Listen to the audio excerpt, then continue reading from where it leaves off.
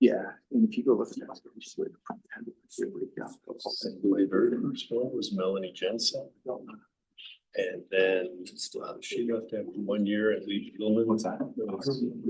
Was our principal for quite a while, and then Sam Marriage took over. All right, everybody, I think we're ready to go. We are live streaming. Welcome.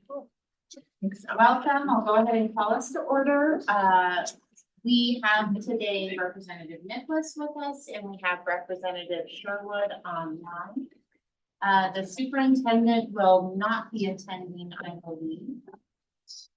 And the treasurer may or may not be here. Additionally, my good and capable co-chair, Senator Landon, is not able to be here today. He mentioned he may pop in online, but most likely not. So with that, I am going to go ahead and turn it over to DI, and I think maybe we have a new introduction as well. Yeah, thank you guys so much for letting us back in the building. We get excited and we're allowed back in somewhere. Remember Nigel, I'm Rachel Julo, and this is Ashley Bonderer. She's our project manager who's been added to the team as we get further into production. So she's been behind the scenes now for a couple months, and now she's going live prime time. So today we've got several things to go through. If you move to the next one, we're going to go through, we'll give you an overall project update. We'll talk about signage and wayfinding, specifically the update there. We're going to go through some graphic layouts, and a lot of them you already saw on bio stage. We're going to go through some of that feedback, how that impacted the emblems and icons. We're going to talk about the tourism story and where that shows comes to life within the Capitol. We'll give you an update on content. And then we're going to end our section with naming, because we know how much this group loves to talk about naming groups. So we wanted to end with a bit. And sorry, let me jump in for just a second. The file deck will be coming to us in email shortly. So that will be available for people who want to. Absolutely. Absolutely. Okay, we will get started. So first, we wanted to give an update on overall project. So for a project like this, we always look at it from three different angles. We look at what are we trying to achieve? So what's the objective? What's the budget? And what's the timing? Those are three things that we check in all the time, very frequently. From a budget perspective, we're happy to say that DI is fully under contract. Everything that we have right now is set to be on budget. We're on progress or on time with progress from a budget standpoint. And then from a timing standpoint, we're on time with what we talked about a couple months ago. So if you want to go to the next one, package 1 is signage and wayfinding, and package 2, if you'll remember, are all the static exhibits that are going to be throughout the Capitol. Both package 1 and package 2 are set to install by the end of October, so still on time for that. And we will be moving quickly into package 3 and package 4, re-kicking those off so that those can install by the end of April of 25. So excited for progress that is being made in terms of timing and budget. And then that third aspect being the objective, we're still on track. So everything that you've seen should still continue to ladder up to welcoming people to the people's house, that they belong here and that this Capitol belongs to them. We've had three major objectives that we're trying to hit in terms of engaging our citizens, educating the students, and then increasing tourism. Not every single one of those is in every single aspect that you can see, but you'll see we'll hit on several of these today. So we're very excited with where the progress of the project has gone. We know you guys had to do a lot of work, especially while you were in session the last several months. So wanted to extend our gratitude for adding something else to your plate in terms of reviews while you're doing very important work. We've been very grateful for what you've been able to provide in terms of feedback in a very timely manner, and that has helped keep us on track as we move forward. Specifically, if we want to talk about the signage and wayfinding update, so we are in production. So for the bronze package, those have been reviewed and approved. Those production art files are complete, and we are now prepping for those to go into fabrication. And then the acrylic package is in the final stages of review. Those production art files are complete and being revised based on the feedback that we got. Like I said, we're still on track to have installation in September through October, so it's done by the end of October.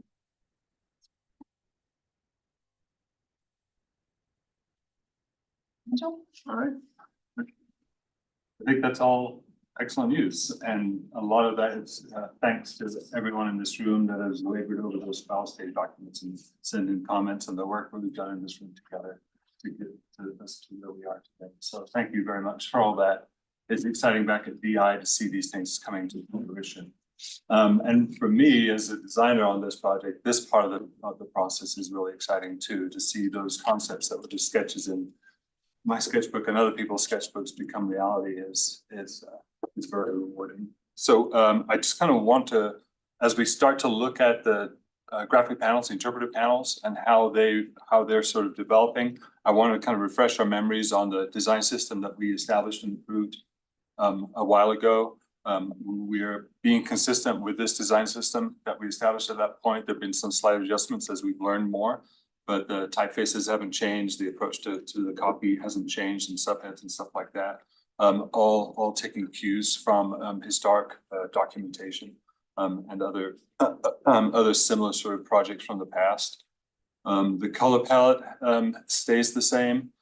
We're now applying some specific color parameters to each one of these colors. This is based on a Pantone matching system, which is an industry-wide system for making sure that the colors match the expectations. So these are the colors that have been designated. At this point, they're still just designated. In the end, you want to see the actual physical proofs of these colors, and do they look like what you want them to look like? Because right now, every color you've seen so far, and we'll see today, and have in the past, just sort of a poor representation of what they could actually look like when they're actually printed. Right now, you're looking at them glowing from a screen, and they're never going to actually look like that on the panels. So this will help you once we get these samples together. They'll help you understand.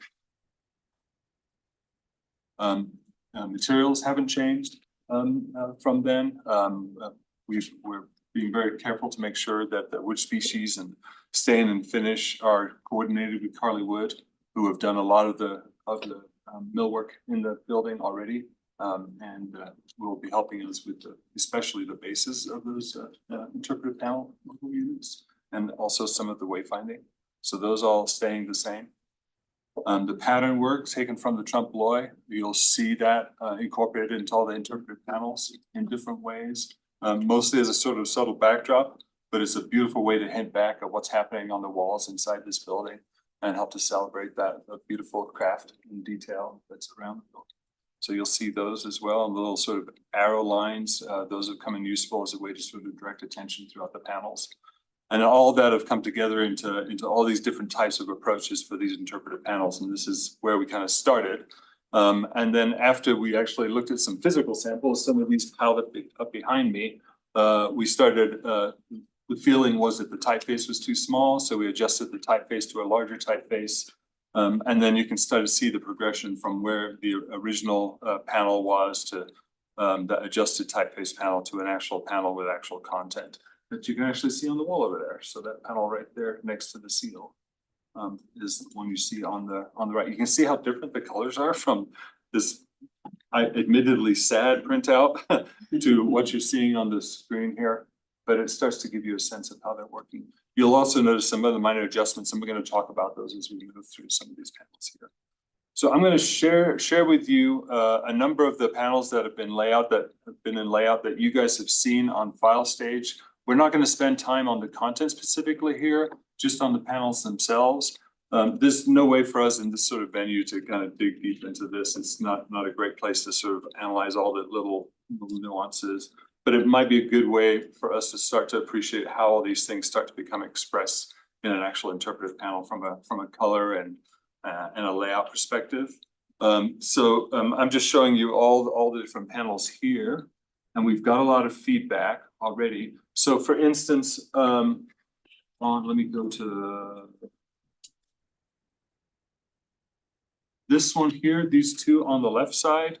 We got feedback that people weren't liking the high contrast between the two colors that separated the two stories on the back of the panel. So you'll see that we've adjusted those colors on the background, changed the color palette, and adjusted it so it was just a tonal change instead of a hue change, so that we still get the benefit of the separate field of color, which allows people to understand that there are two different sets of content there. It's easier for them to digest, but it's less abruptive visually than having the two separate colors that you see on the screen. So that was a solution there. Another feedback we got was that there were elements in here that were drew too much attention, like the subject icons. So you'll see on there that we've changed them to an outline version of the icon as opposed to the solid version that you see on the screen. And we'll explore that a little more later in the deck as we move through these elements. Any other thoughts or comments now you've got this sort of larger venue and you've had a chance to look at these in a little bit? I can kind of see on the right one that the picture up in the upper right is what you've got shaded on the bottom one. Yeah. And so that brings it kind of together, but I don't know the folks that are shaded in the picture on the bottom one, on the left one, I don't know what story that's trying to tell or what content or what message you're trying to get with that particular. There are different instances where one of the image on the panel works really effectively as a backdrop, just as a repeat of the backdrop. There are other instances where neither one of those images would have been terribly effective as a backdrop necessarily. So the people showing the people, and we're talking about the people's house, sort of underlies the idea that this is the people's house. We use that image later, and we talk about that. We talk about that constitutional meeting that picture represents. So we do talk about that image on a different panel, a different place, or about that story. But it seemed like a nice way to lean into the story about this being the people's house. So the bottom one that's shaded is that's another story on another panel in another place. Yes. That just didn't make a lot of sense to me, but I guess it's Nigel, just, and I know, and anyone jump in, my knee-jerk reaction is those icons look like 1,000 times better. They're very, like I can handle them. Yeah, I'm at like 900% better, but Yeah, no, I really, I think that could be, I wasn't married to keeping them or getting rid of them, but that really makes them still noticeable, but not disruptive. I felt like they were really disruptive.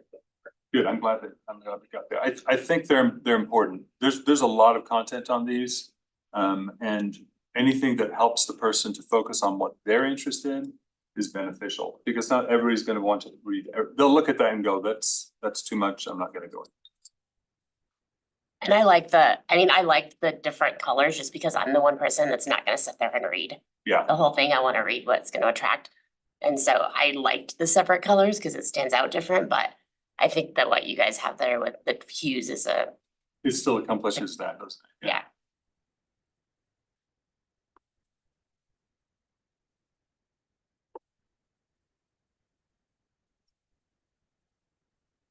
And I like the way that the trompe-l'oeil is used up in the top. I think that's a nice simple hint. I love the way that's working. It's really hard to see. Sorry, these prints are just not great. Maybe on the screen so you can see them a little better, but when you pull up your document and have a look. So there is obviously a few things that we need to talk to from a content perspective, and we are consolidating all that feedback and internally mulling through that, working with the Historical Society to figure out how best to respond to those things. So that's going to happen through the course of the week. So rest assured that we're making sure we're considering all those things. Let's look at the reader rails. There's 6 of those in this round. These are all the ones that are outside. And you can see a couple of printouts so you get a sense of scale of how they're working there. But this is how this is the full set of them. And there's trying to use some variety so they don't feel like they've seen them all in the layouts, but there's enough that brings them together. The use of the trompe-l'oeil, the use of the gold details, the typography, it all kind of pulls those together. Nigel, where's that, the capital picture, wherever you have it? The one on the Where's the placement of that on? one on the left up there, oh dear, are on the south side of the building, on the far left of the building, towards the corner. The one on the right is on the east side of the, so the The left one is south west, the right one is southeast on the along the pavement sidewalk in the front. But they're not like they're low, so they won't be intrusive from a viewpoint. They're which is why we went with the reader rail, so that it would be low profile. And then the other ones, Capitol Square and Herschel buildings are also scattered throughout. I should bring up the map so we can specify specific locations. That would have been a good thing to have ready, but.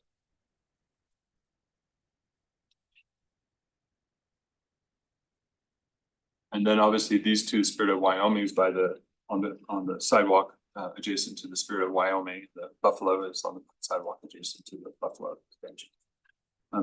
You'll see these little FPO marks on different places, and there's a watermark on this particular image already. So that just indicates that this is just a placeholder image that we will be using the actual asset without the Wyoming State Museum across it and a better resolution. The resolution of all these images will be refined so that they be nice and crisp, as crisp as they can be. There's some of these are stark images, so that there's a certain level of crispness that we can't get to because of their heritage. Any other thoughts about the panels before we move on? I think I'm trying to see if we have a specific item to talk about this, but I really, I like this suffrage hall designation substantially better than what was shown in any other feedback on that? I've got 3 different options for you. Oh, right, Go okay, ahead. and I apologize, I thought No, we you're good. had a specific item for that, but I'm probably yeah. missing it. Yeah, in fact, that's our next section. We'll Oh, dive perfect. into. So There you go. I'm glad you liked it though. Any other thoughts before we move past the panels? Anybody as happy as I am that these are actually a real thing? I know it's, early on Wednesday. All right, excellent. So imagine that. We got some options for suffrage hall. I felt like it was important to have some sort of separation device that separates that plate from the headline that's below it. So in all of these is something that will help to separate the name. The simple suffrage hall approach with the arrowed line below it, that echoes some of the simple FCOs, flat cutout letters that are used throughout the building to identify different locations. So that's a simple way to do that. I like that. I think that works. The suffrage hall inside that emblem plays off the arch shape that we see throughout the building as used throughout the interpretive panels.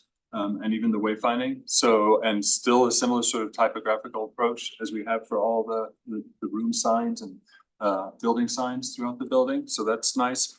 And then I like this sort of, we call it, in graphics, we call it a tongue, but it's when it comes over the top edge of the sign up at the top there like that.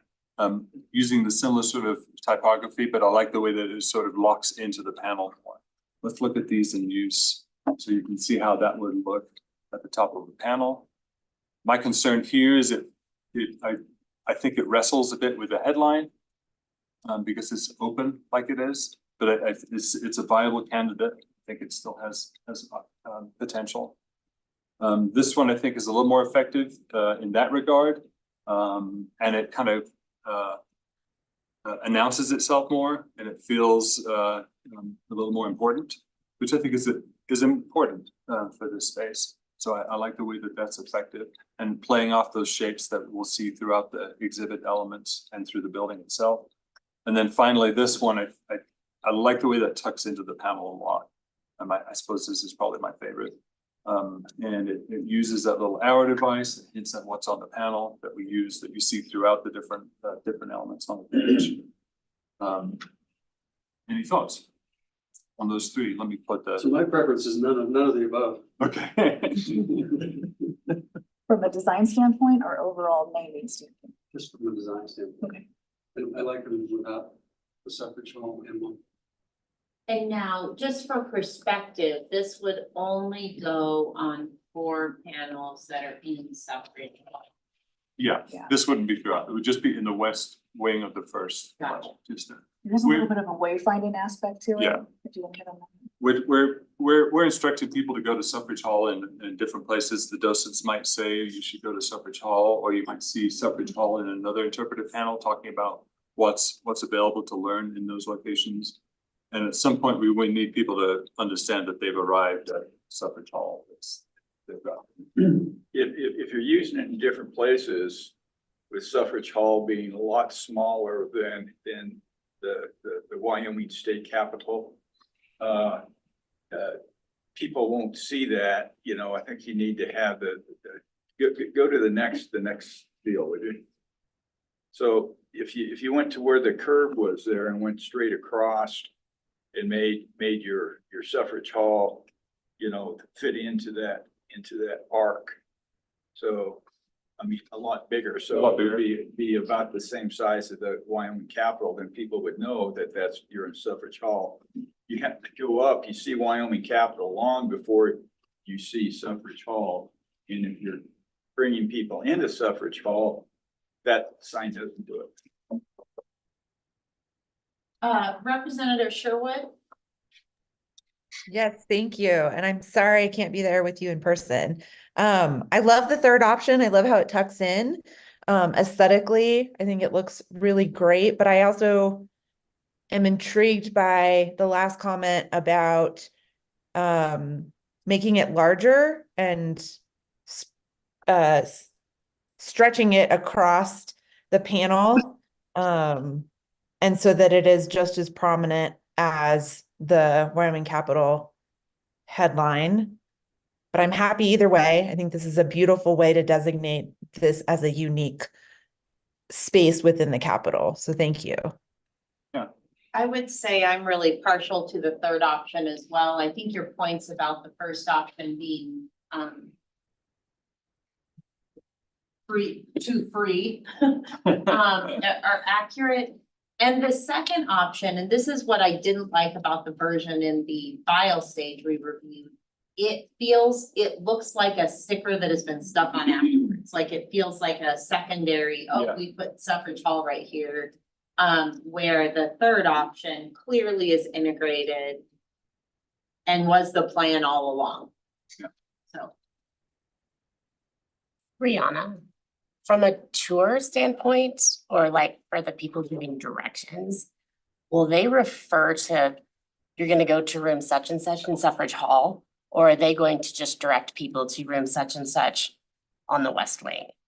So I think that, Madam Chair and members of the committee, I think that the docent would say, self-guided tour begins, on the West Wing in Suffrage Hall, and then they would progress through the 4 panels, and then they would go to 110 and 113, and then make their way probably on the east side of the building, the governor's area, and then perhaps go up. So I think, you know, we were visiting with DI that, and you know this better than anyone, Amy, you know, some visitors really like to engage and will have, you know, 15 or 20 minutes of conversations with that volunteer, and others will just go by themselves. But I think that we felt that the Suffrage Hall icon too needed to be more integrated with the design and felt more like wayfinding than actually another design element that was competing with the template.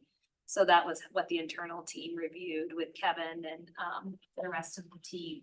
So we kind of really leaned towards, we hadn't seen all 3 options, but you know, personally, I too like that third option. I think it blends with the design the best of the options and doesn't compete.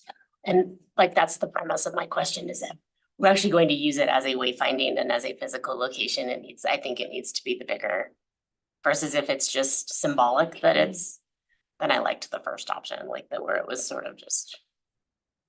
Wendy had mentioned, you know, in other places in the Capitol, from a wayfinding perspective, we're using those gold lettering that's like above the House and Senate chambers. But there's no place to put gold lettering on the first floor west corridor to designate Suffrage Hall. So this is kind of the print version, I guess, a way of thinking about it, of the gold lettering that's already in the Capitol. Those FCOs that are going to also be included in the garden level and the extension. And so that's kind of the version. So I think to your point, it's more of a wayfinding tool. So I guess the question is, does this have enough? Not enough or too much prominence? I'm hearing not enough. That, I feel like I hear both ends of it. we all prefer the third option and may want to explore making it more prominent. Is that accurate? For some, I think. Yeah. I don't know if it's wayfinding, I don't know, is there any way where you could just have some large signage that just said Suffrage Hall? And necessarily, yes, because then once they're there, they know they're there, but. And that's what Rihanna was suggesting. There's not a great place in that space to Great place put to do it. that without adding yet another sign into it, which we really resist doing. What if you want to move one or two at least to a different location? The panels are set up so that you can change these things out. So the interpretive panel element can be changed out. So if you felt like you didn't need that panel having that conversation in that space anymore, and you wanted to put it somewhere else, you could change the graphic panel part of the exhibit element out. Well, what I'm thinking is, can you take the Suffrage Hall off so that you can put it on the second floor? We could look at making it like an FCO that. Yeah, we could look at that as an option. absolutely. I kind of like that. It would give it some depth, but. Yeah, in terms of scale, I kind of think it works well at this scale, because it's such a unique design element. It's kind of a badge or a tag. And once you've seen it once, you know what it means. I worry from a design perspective, if you stretch that across the whole top of the banner, just make it becomes overwhelming. And you really only need that once. And after that, because this doesn't really appear anywhere else, or this kind of concept doesn't appear anywhere else, I mean, you kind of know for these other 4 panels already what you're Something looking at. special, I worry yeah. I'm just overwhelmed Yeah. if it gets too big. I mean, I don't mind seeing a little bit of exploration there, but Yeah. I think it works really well. I think you made the right choice in terms of what to print out here too. So Alright. we can look at options and follow back up. It's great. Now, subject icons, this is kind of where we landed for the design themselves, but in that last round, we saw some feedback that they were attracting too much attention to the point that some were concerned, do we really want them anymore? So we looked at this outline version as an option. Let me show you how those kind of mapped out. The art shape references like the doors and windows throughout the buildings, and also the shape that we used for the mark for the Wyman Capitol Square experience. The font is that golden typeface that we used for this mark. It's from those same time period as the building was built. It's golden by William Morris.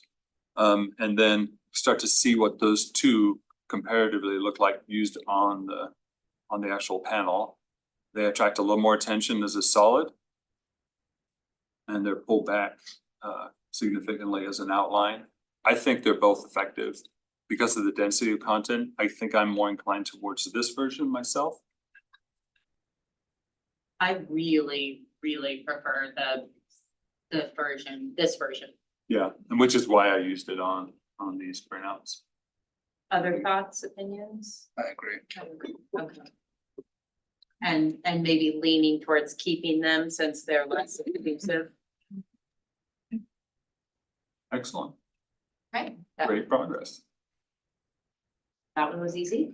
There's another element that we're using throughout. There's so much we want to tell, and obviously we're already telling a lot, so we want to be able to give people, visitors, access to even more stories that we just don't have the real estate for. So we've always talked about including these QR codes, but we need to give them a place, and we need people to understand and start to see them being used throughout. So we need some sort of containing device.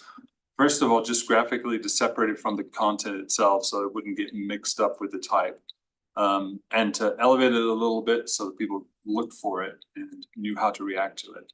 And give a space for some directives, some call to action out there. So we came up with this simple shape It plays off the little arrowhead shape that references the story in all throughout the panel. So you see this little arrow droplet on these lines. So we're using that as a reference shape pointing up at the story that it's talking about.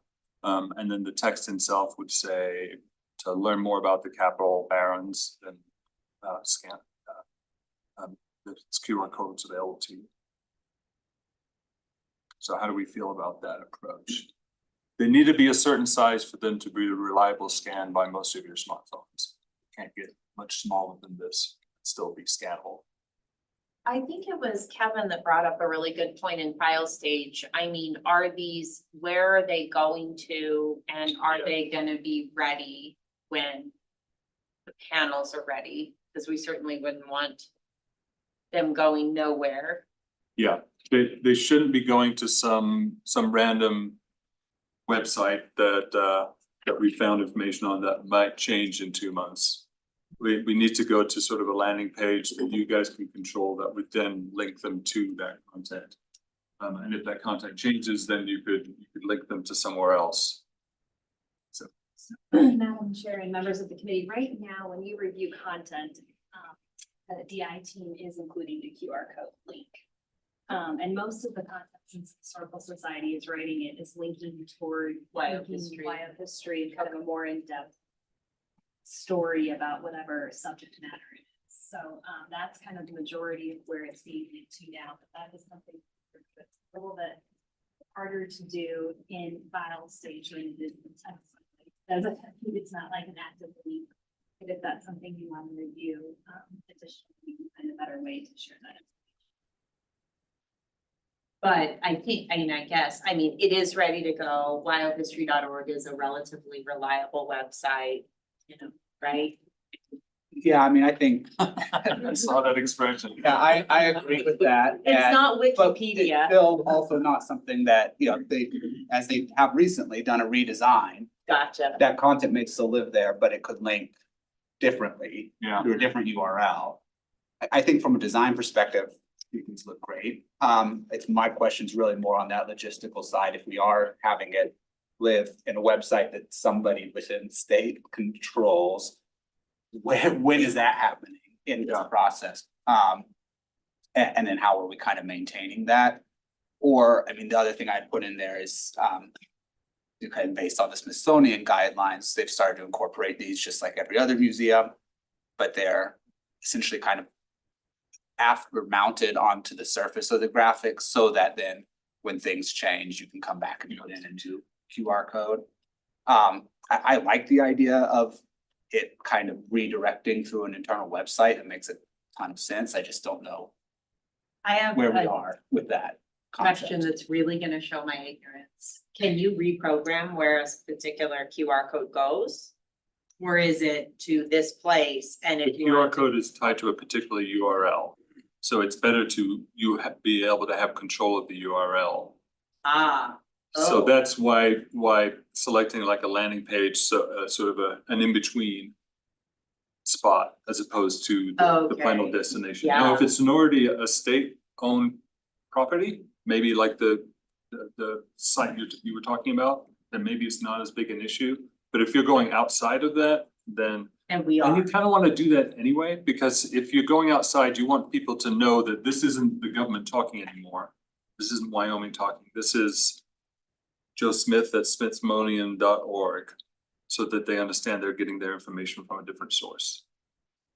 So, Madam Chair, members of the committee, I think the challenge here is that the collateral material for this project is unfunded. So that's the future tour website, that's an updated tour booklet, that's the kids' collaterals, that's unfunded. So ideally, to Kevin's point, it would perhaps live on that website. I think kind of the Band-Aid approach that we have now is we have the Washington Capitol Square restoration website that is somewhat serving that purpose. But if you remember back, what feels like now years ago, the idea, the initial analogy of they did the search of all the different websites that are bringing up the Capitol Square visitation hours, and there's like 6 of them, 10 of them, and they're competing. So I think Kevin's point of maybe something mounted that can be removed, maybe kind of assess short-term and long-term solutions. If there's a point in time where collateral is funded and the content transitions to a different website, then we can just switch that out rather than reprinting, because the way the QR code works is you type it in. Gotcha. Wow, yeah. So I think from that perspective, it would be better to make something that's. I mean, that's the exact reason that they do that, is so that you don't have to reprint The whole thing. a whole panel, you just have to reprint that QR code, and I don't know, if you know, or just the badge or whatever that unit is. That's one of the benefits of having that containing device. You Right. could just replace that on top of that. Absolutely, yeah. Or And I- maybe that gold vinyls, that sticker, I mean, is for lack of a better word, I mean, it's not sticker, because I'm looking at representative. And perhaps maybe not the right word, but what I'm talking about is the gold lettering that's currently on the public meeting room doors. Yeah. And we're using that gold lettering, what am I thinking of, or Brandon, what am I missing? Perhaps maybe that's a solution to put it on top and it kind of mimics the gold lettering that's already in capital. We wouldn't be able to do, there are requirements about optical resolution and reflectivity in a QR code that a camera can read. And some colors are not appropriate for the QR code, so they wouldn't be legible, they wouldn't read by the camera. So like, for example, the gold wouldn't work, there'd be too much reflective light bounce off, and you wouldn't be able to. But you could sort of mimic it with like the one on top of the green on the screen here. And it doesn't look like as nice as on my screen. That one kind of mimics that gold. So you could do that. Should we look at what it could be right now and what it could be in phase 2? So when collateral gets updated, then how we would update those QR codes, come back with a solution for that. Knowing how we priced it, and we've got the contract approved, so knowing how we priced it for now, and then looking at, okay, so for phase 2, you would come back in, because we'd also want to track how many people are coming to it. What is the use? Is it increasing? How long are they staying on the site? If we think that it came from the capital, there's lots of ways to optimize this in phase 2 that we could, we're gonna have ideas in a year or two that we don't have right now. So I'm wondering from a design standpoint, if we come back and say, here would be the best approach for phase 1 and how you would update it for a phase 2 to update the QR codes. Is there a kind of an overarching site that we could send people to that they could explore from there to get more information without sending them to a specific article about this particular story that already exists? That could also be a reliable landing. This is Dan. I have a comment or two about the QR codes, and I wonder, and this is coming from the perspective of being the owner of WyomingCapitalSquare.com, which currently mostly covers the history of the construction project and other things. But as we've gone along, we have added, more information on tours and links to the videos and things. If we're directing someone to a site somewhere else, could we not copy what they have on their page? This is an intellectual property question, and we might need to get permissions and things, but couldn't we copy what was on that page, put it on our page with a reference and a link to the original source? And then we would always have control of the QR code URL. You're right that it's the copyright issue. I don't know, I haven't tried that. Yeah, I feel like this is something we need to have a separate offline discussion on to really get to what the solution is and then come back to what that resolution. That makes sense. Does That's a great anyone suggestion. have concerns with the design? I mean, knowing that we maybe want to be able to switch it out. Kevin, you said you were okay with it. It's fine. So what I'm curious about, like on the, you've got 2 QR codes on that page. Yeah. So is every one of these things gonna have QR codes on? Yeah, so for example, the 2 I've got up here, neither of those happen to have a QR code. There's just one QR code on a reader rail over there. So that this one happens to have 2, and I probably picked up so I could show that used. So that people understand that this QR code is specific to this story, it'll tell, I'm really interested in the territorial and state capital.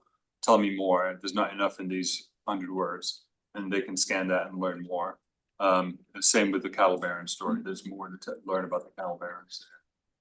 But in some instances, there's nothing more to say. Well, obviously there's more to say, but nothing that we feel we need to lead people to. Nigel, do you have a ballpark? And I know all of the content is not completely squared away, but do we have a ballpark of how many QR code instances we might have total? LA or Tom, do either of you, could you give a, like, is it 50% of them or? Maybe as much as 50%, maybe 50 or 60%. Of the story? So in number that is, Oh, good grief. 60% of the number of text templates is what I mean.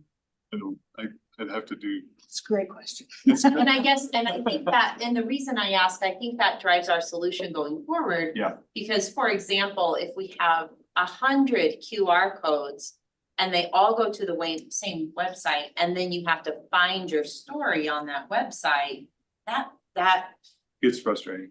No, they would go directly to the article on the website. That's the way we're setting them up now anyway, is that they go to a specific piece of content on wyohistory.org. There's an article about the history of the capital. There's articles about the cattle boom and the cattle barons and stuff. And so those go to those specific articles. Now, the problem where Yes, we don't control that's that. exactly, website. Okay, yeah, that's exactly it. Yeah, and I think from design perspective, the one thing I would say too is knowing that there's a likelihood maybe in the future we would have to replace these either through some sort of vinyl application or a more substantial mount. Looking at a couple of these instances you have, I feel like the badge is maybe doesn't have enough room to be able to replace that. So like this bottom one here, it bumps up very It's too close to tight that to the lower top. line of text. That's a good point, yeah. Or looking at Slide this that down. reader rail, you kind of have it more incorporated into the design, which is nice with Yeah. that gold line feeding into it. But if it's something that's gonna have to be That's a replaced, we really may good wanna thought, just yeah. make sure it always has sufficient kind of Yeah. space around it to do that. Isn't he helpful? It's almost like he works for a museum. And Madam Chair, I would just, from somebody who works on websites to destinations all the time, own your content, don't link out. Like, we need to, because somebody gets mad. We've even just recently had somebody come back and say, hey, we pulled this photo off this website. You guys don't have permission to use this photo. It's actually mine. And so things get moved through. And they're gonna quote. And so if somebody goes in off another website, and they're like, the Wyoming State Capitol quoted, blah, blah, blah. So just own your content. I think that we can initially have it all direct to Wild History.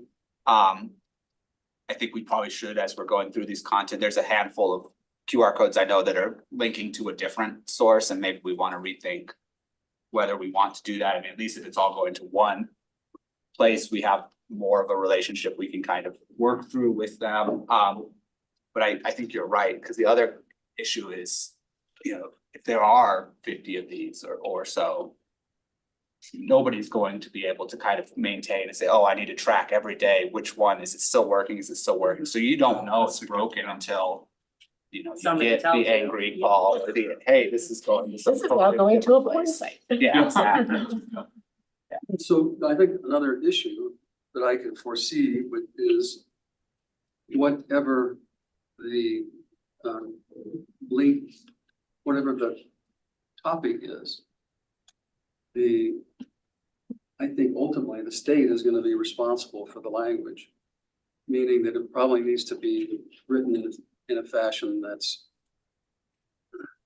pretty plain history versus creative license from the historical society on the particular scrivener who wrote it. So even with the example we have of the cattle barons here, some people will find that offensive. And so I think that so my comments are, this needs to be rewritten in a different way on how to do it. But that means that so the minute we go to yohistory.org, we essentially lose control of it. So we have to be careful of going down that road at all, I think.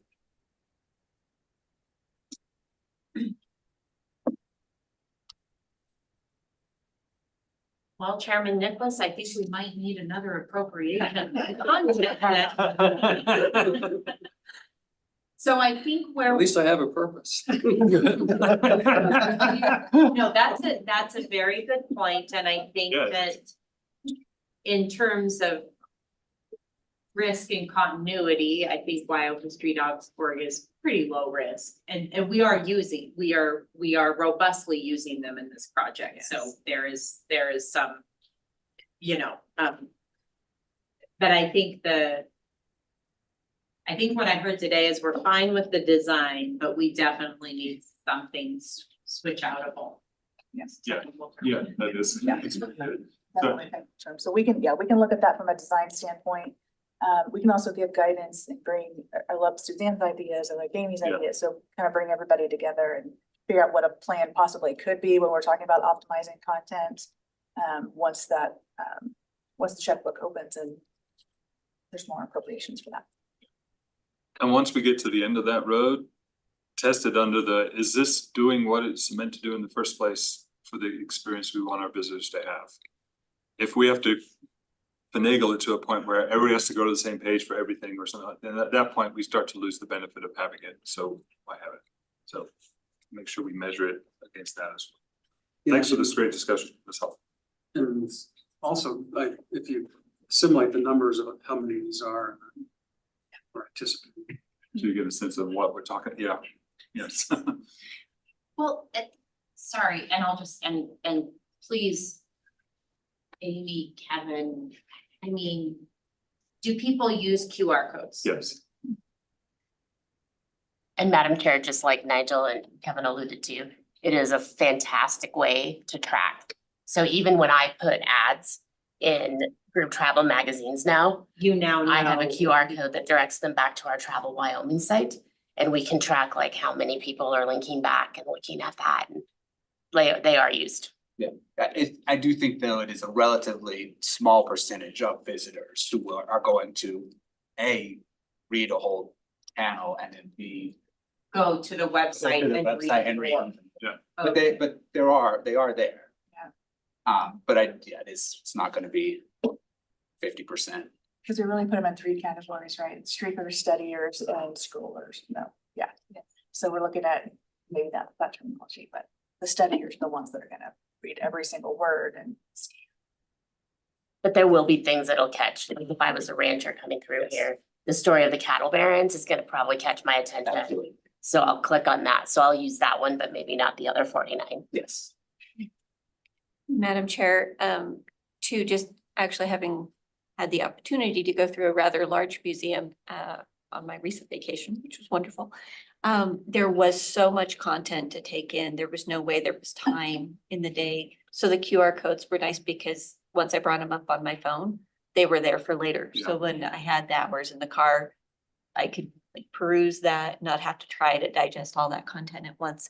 And I think the benefit with our capital being someplace that a lot of locals do come to.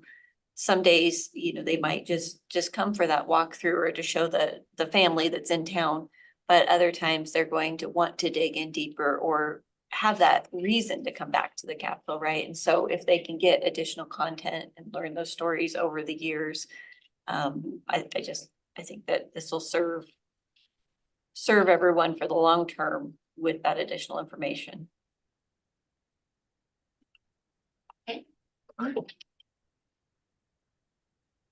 Public meeting rooms. So the goal here was to celebrate tourism in Wyoming. That was one of our primary goals. And to do that, we need to figure out how to tell that tourism story in 7 chapters, the 6 rooms in the Capitol Auditorium. And to make sure that we don't focus on just those heroic sort of iconic spots in the state, but all corners, so that anybody visiting for some public meeting or for tourism experience sees their part of Wyoming expressed, or a part that they would have never heard of because they're from Idaho or something, they've never actually been in Wyoming. So to do that, I was gonna ask Wendy to walk through this. Is Wendy came up with a great way to approach this. So Wendy, could you share your? You bet.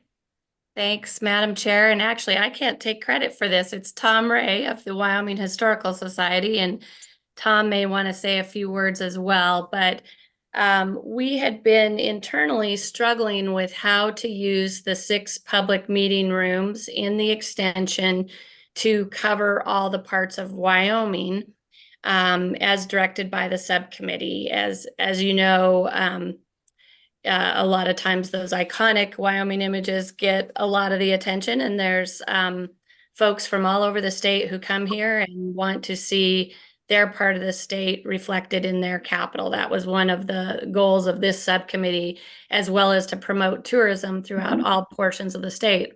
So Tom came up with this great idea, and you can see on this map here, these are the 7 major river basins in Wyoming.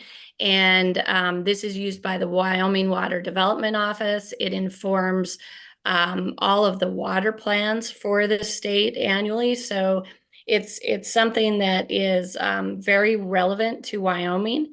It also ties into Elwood Mead, our original state engineer, who basically developed what at the time was considered revolutionary water law. There will be an exhibit about Elwood Mead up in the Historic Supreme Court as part of that Constitution exhibit, because Wyoming's water law is so significant in the nation and the world. So there's a nice tie-in here, and I don't want to steal all of Tom's thunder, so I'm going to turn to him in just a minute. But these 7 river basins, because we have 6 conference rooms, we would combine the green and the bare. And we would not literally, and you might go on to the next slide, Nigel, and then I'm going to turn it over to Tom for a minute to talk about these river basins and how he came up with the idea. But we wouldn't literally only cover what's in one river basin. There's minor river basins that are not named here. So for example, what you see is what's known as the Northeast River Basin.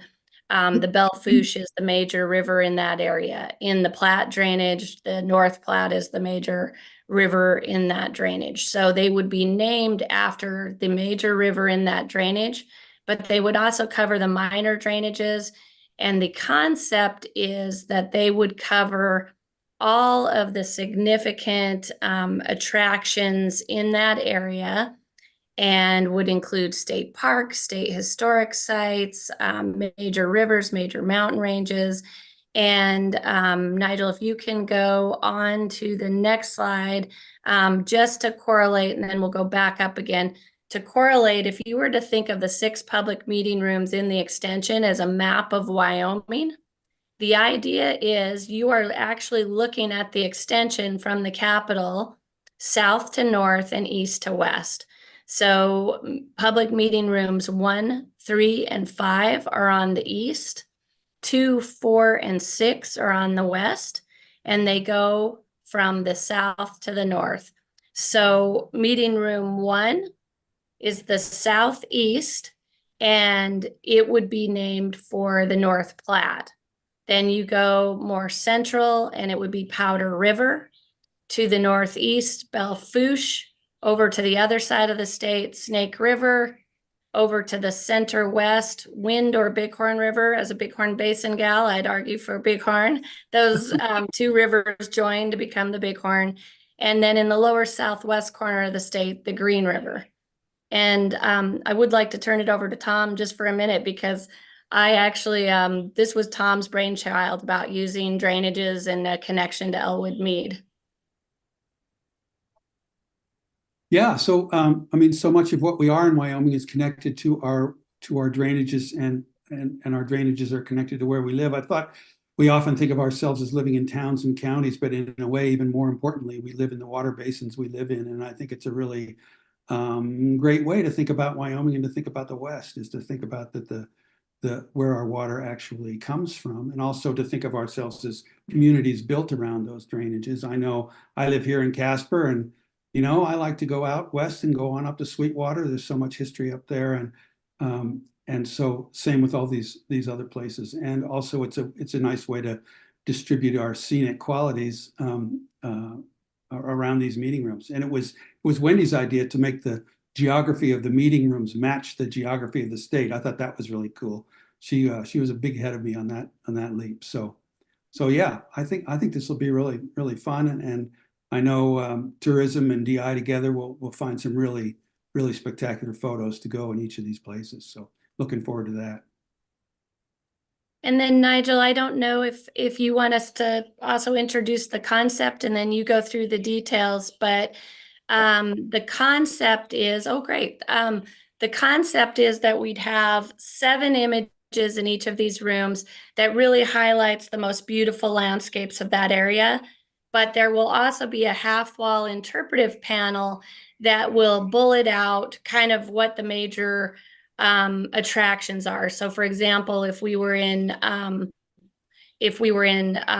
Laramie County, it would highlight not only the North Platte, but it would highlight Kurt Gowdy, Vita Vu,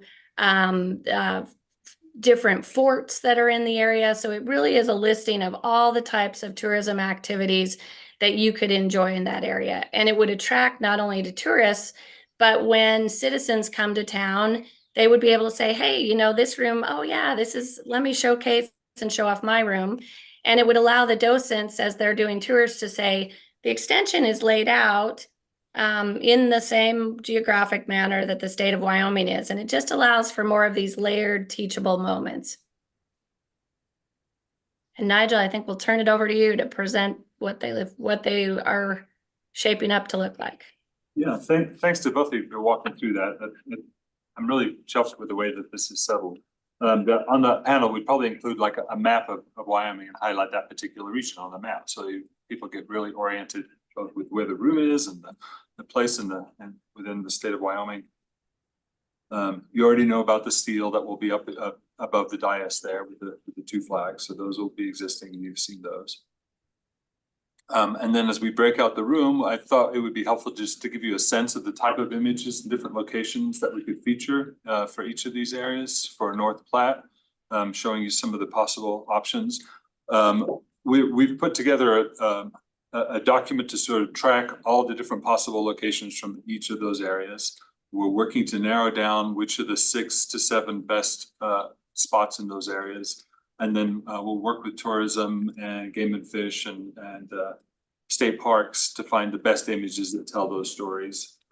We've pulled some images here that may not be the best, but they're starting to get us down the road for great potential for those spaces.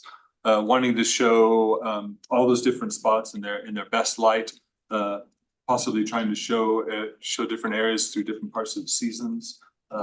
So you get a sense of the full gear and the full scope of the natural landscape. So this would be some possible suggestions for the North Platte area, the Green River area. Some gorgeous places in the state. Powder River.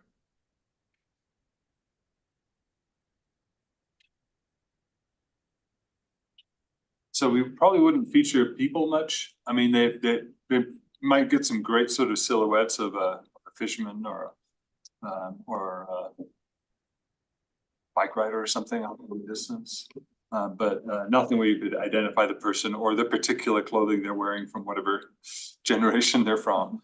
So it's more about people and nature. The focus would be more on the environment itself and going with full color images. There are some instances where sort of those iconic spots might show up in the room as well as in the Capitol Auditorium. And we'll talk a bit about the Capitol Auditorium in a moment. Got to get a moose and a guy on a horse. That's right. In a lake. In a lake. This is the penultimate sort of. Just to add to that question is we've been working with Nigel on this. Like, from a tourism perspective, we've been, don't just show a moose in the lake because that could be anywhere in Wyoming. So we have to make sure there's definable features because this could be up in the Snowy Range.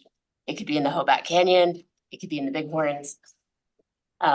So trying to make sure that they're identifiable to that region as well. I'm glad you brought that up. These will be framed in a sort of gold frame that sort of mimics what would the other sort of framing that we're using throughout the building. But they'll be matted. The image will be matted with a simple mat, and then an opening on the bottom map that has a little ID badge that will identify the particular location that particular image is from, and whatever credits needed for the image. So you'll know precisely as well. So I think if we can pause, I'm really liking the concept of the drainages. I think the naming of these rooms was something that has caused me a lot of, Yes. this is gonna be a disaster feeling over the past couple of years, because I was struggling to figure out how we would do it without excluding either someone or an area, and also I think it's just, it's extra Wyoming. Yes. We know water is real important, but it also is, you know, every Holiday Inn in the state has a Yellowstone room and a Teton room. And so I really appreciate that it's very Wyoming, but it's just different enough to be unique. And we're not just, again, it's not just the national parks and, you know, it's not the very typical, it is very typical Wyoming, but it's a little different.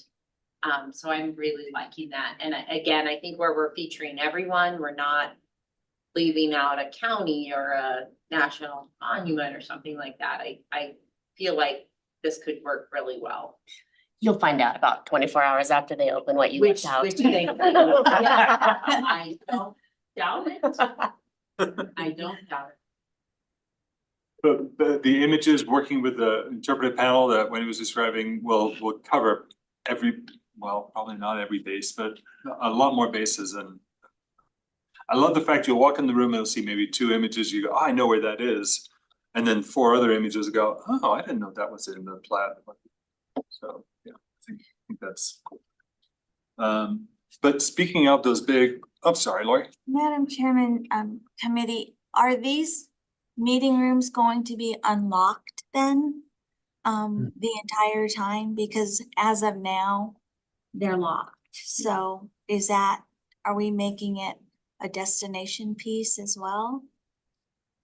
So, Madam Chair and members of the committee, the rooms were unlocked before COVID. And, you know, after the grand opening and stuff, they were unlocked and people and the public were encouraged to go in them. And then I think they got locked with COVID, and then maybe visitors were putting their trash in there. So I think we'll just have to work coordination with ANI, but I think that we definitely would want them unlocked. So people could go in and look at them year round, and the volunteers would be encouraged to send people.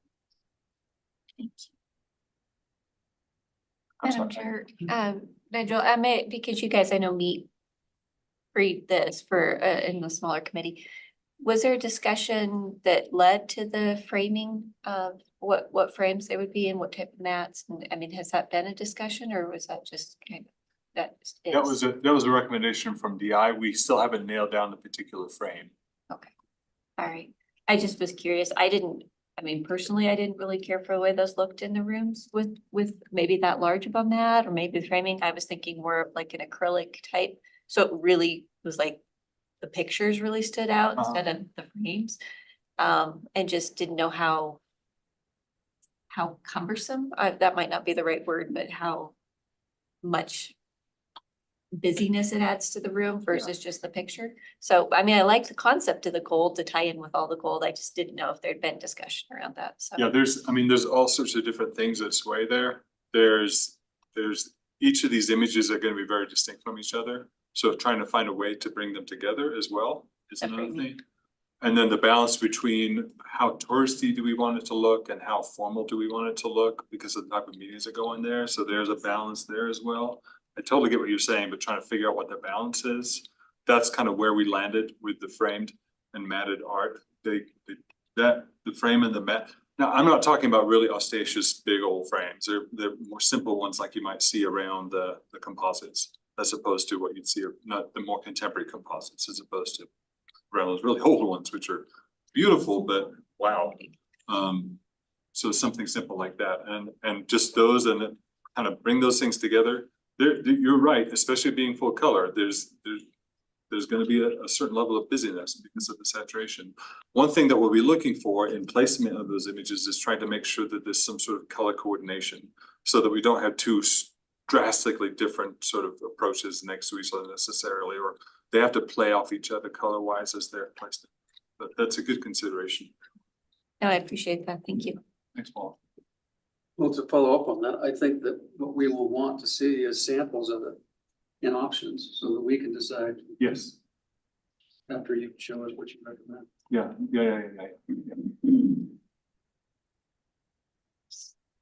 Okay. Any other thoughts about the imagery or the? What are the sizes that you have? Frames. I think they're like 4x3.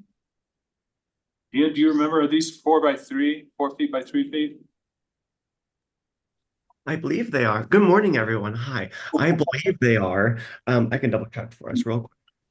Thanks, Ian. Good morning to you too. And then Madam Chair, Nigel, as a reminder, the subcommittee did select the gold frames over the wood frames back in the ED or. Oh, thank you. SD. Yes, that's right. So you did weigh in on that and you did weigh in on color imagery. And so those were selections couple months ago, maybe even a year ago. But, Years. to your point, But it could make a difference with the matting, and also a 3x4 painting is a big painting. It's a big picture. So I think we're going to need to have samples of what that's going to look like.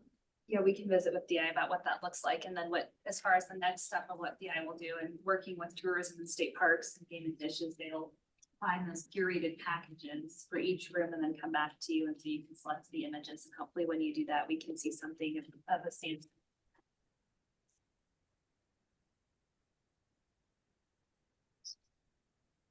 Thanks for that reminder, Rihanna. Okay, so similar approach in the auditorium, but here we're focusing on those iconic images that everybody knows. It will be better than the Holiday Inn. But we show them as a family, just to kind of show the monumental impact of the visuals that make up Wyoming. So spots like that, so just a random example. There'll be 2 interpretive panels, both saying the same thing, but because of the scale of the room and people entering from 2 different locations, we have one near the entrance on either side of that main sort of pathway. And what will those panels focus on? Tom, can I lean into you on, do you recall what the focus of that content will be for those, for inside the Capitol Auditorium? Just, I guess, a little more on the places, and that these are the best known places in Wyoming, the most iconic places.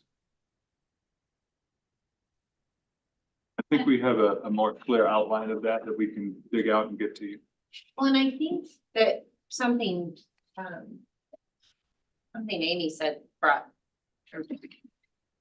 made me think of this. I think the other areas, you know, the non-auditorium areas are really the opportunity to spotlight some lesser known things. For example, you have the picture of the moose in the lake at Vidaboo.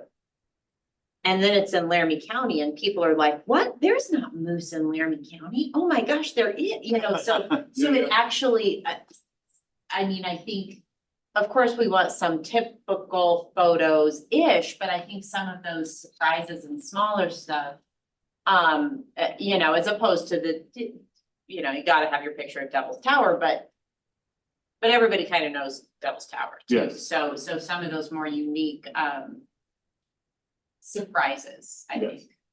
And Madam Chair, members of the committee, one thing I like about the auditorium is, again, in the destination that we market the state, like we shy away from Yellowstone, Grand Tetons and some of that, but when we're telling the firsts in the capital, we can't deny the fact we have the first national monument, we have the first national state park, we have the first establishment in Fort Laramie, which was west of the Mississippi. So I think that in kind of even staying with, we need to not ignore them. So I like that they're in the auditorium because they are so much of who we are too.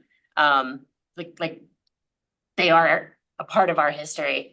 And when I promote Wyoming, I always say, here's the stuff you can do in Laramie County on your way to Yellowstone, because I know they're going there, like they're hitching the wagon to Yellowstone. And so you're kind of coming through the state to those iconic, and you end in the auditorium with the iconic destination. So we're kind of hitching our wagon to those iconic destinations, showcasing the state. Yeah, I love that. It's like going to that awesome restaurant, the steak and the lobster's on the menu, but it's the off menu stuff that's just, yeah. Great. Awesome. Conference room images, talked about this before, so and with a lot of this stuff has already been agreed upon, but wanted to refresh since this is all kind of part of the story that's going on down here. The extension, we've talked about the drainage areas and use those to focus about the full Wyoming experience, focusing on those sort of hidden gems. Focus on in the auditorium about the big iconic moments in Wyoming. And then looking at the symbols that are part of the character of Wyoming, the natural symbols. Another way to celebrate tourism and focus on the beauty of Wyoming. There'll be a full wall graphic and an artifact label explaining what that particular Wyoming symbol is. So it'd be something like for the bison room, we have the bison with a little interpretive panel talking about why the bison is important to Wyoming. Named as one of the symbols. So as we go through those 5 conference rooms, we have the meadowlark, the bison, the western wheatgrass, Indian paintbrush, and the cottonwood. So as you go through each one, so the meadowlark over in the room just over here. Can we have it chirping when you walk in? That's a great idea. It has a cool sound, like it's a cool songbird. I just want to know what the noises for the other room is going to be though. The bison, we can get that up in Yellowstone. They kind of snort. And That's so nice. Great. Maybe just having the wind blow. Wind blowing in the paintbrush. Yeah, that's good. The Indian paintbrush, oh, that's gorgeous. This is beautiful. And I think I said this before, but I just love the naming convention of these, of our state symbols. And I think some of our conversation and this rendering of the bison, where you have the background a little toned down. And it's, I think some of the concern before was like, wow, that's a lot of picture. I have now since gone to meetings in these rooms, this one, or no, not this, maybe not. Yeah, this one, I used the wrong room for this render. This yeah, is the 50, I think it's 52 maybe. Those rooms are so yes, they are. boring and white and small, and there's no windows, and you're in the basement, and it just feels like a cave. So I actually think something pretty bold is appropriate. Yeah. So I think I'm really excited about that. I mean, those rooms need some. I mean, they're functional, but Yes, they're just yeah. like. Ooh. Dry. Well, as Nigel said, so these, you can see how these to the rest of the tourism story. And as we pick the final image, we will put these in renders so you can see them adjust the saturation like you see. And so now the 53 and 54 are almost always used together. So there's gonna need to be some sort of nice transition, whether it be a fuzz or a line or something. There's a structural transition between the 2 rooms, so they can okay. pull that door back and Gotcha. forth. Yeah, that makes sense. But we have been thinking about that. So we have the bison in one of those 2 rooms and wheatgrass in the other. So that you even got some wheatgrass in the. So they talk to each other nicely that way. But they're fresh and and then across the hall to the cottonwoods. And we need to confirm that is an actual cottonwood. Madam Chairman, it is, but again, I would go off what was mentioned earlier, maybe not do the cottonwoods with the Grand Tetons behind them. Okay, Like find another cottonwood image that yeah. doesn't highlight. And So the I've grand been in is, certain, different places where you have full wall graphics. When you go to a conference room, and it's a pain in the neck, because they dominate what you're doing. So, this is the first time I've seen Yeah, it. because I've been there. And that's they're- Oxbow, though, it's just on Yeah. the other side. It's not Oxbow. Cause Oxbow. Exactly opposite thing you do. I'm going, what? So You're gonna do a full wall graphic? We've reviewed this already and gone through this and approved the concept. I think the feedback was some of these pictures are pretty bold and need to be, I hate to use the word dumbed down, but toned down a little bit. So like with the bison image, if you look at the image they show versus the markup on the wall, the colors are pretty, Yeah, we desaturate the image that's the word. and really push forward the particular symbol in the image. That's more problematic when we're talking about like the cottonwoods or the wheatgrass, because it's the whole image. Nigel, Yeah, the picture with the Grand Teton, those are actually aspens. They're not cottonwoods. so we can't use it for two reasons. And it's too bright. And it's too. And the fall colors last a day. Yeah, so once we'll select the final image, partnering with Amy and her team. And that'll be our next step of coming back and you guys can see it and as rendered like you do. Yeah.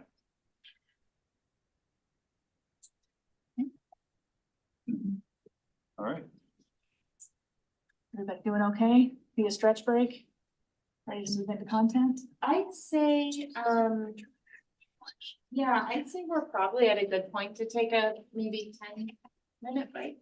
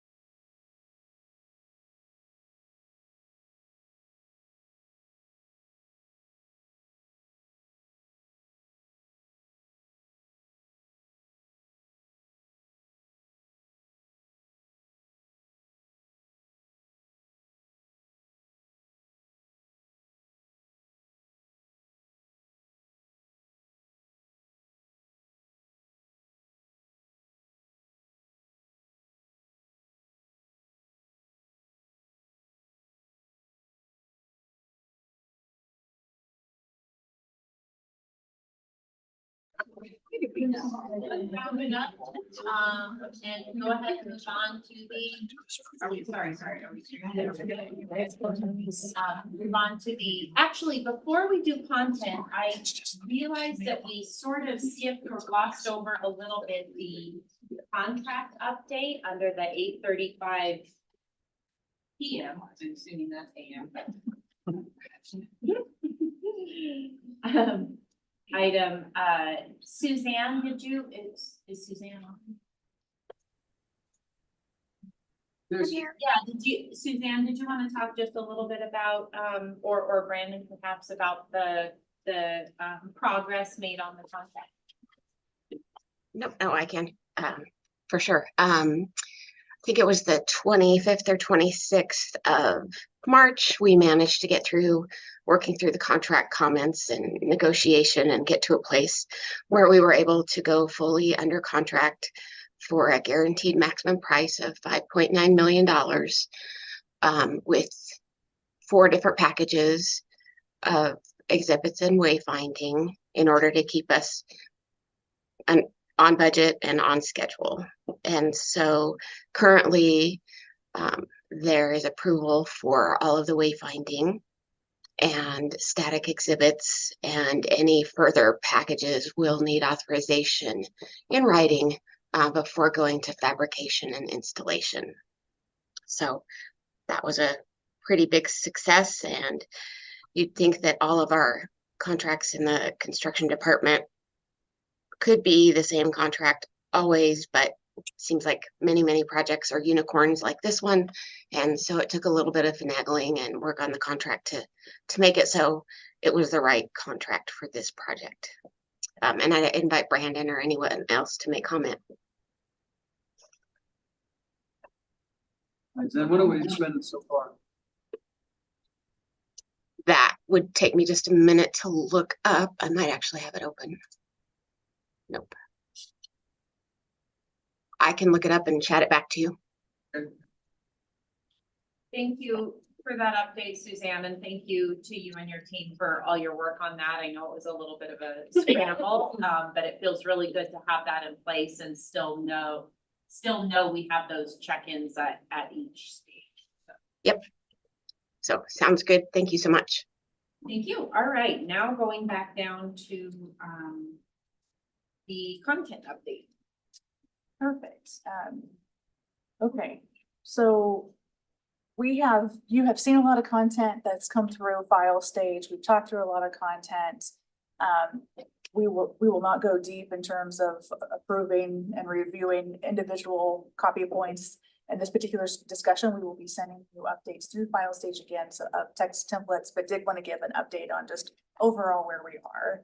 So as you know, we have 3 main categories that we want to make sure we're hitting between art and architectural, history, and government throughout the entire Capitol. And for each of those pieces that we're doing, we started with a content outline and research. We are now in text templates and graphic layouts before they go into production art, then production, and then install. So you are here as we are in kind of straddling the text templates and graphic layouts in package 2. For all the pieces. So very quickly, Capitol Square grounds and first level, you saw those in graphic panels and graphic layouts last week. Thank you very much for your feedback there. We're taking that feedback and updating.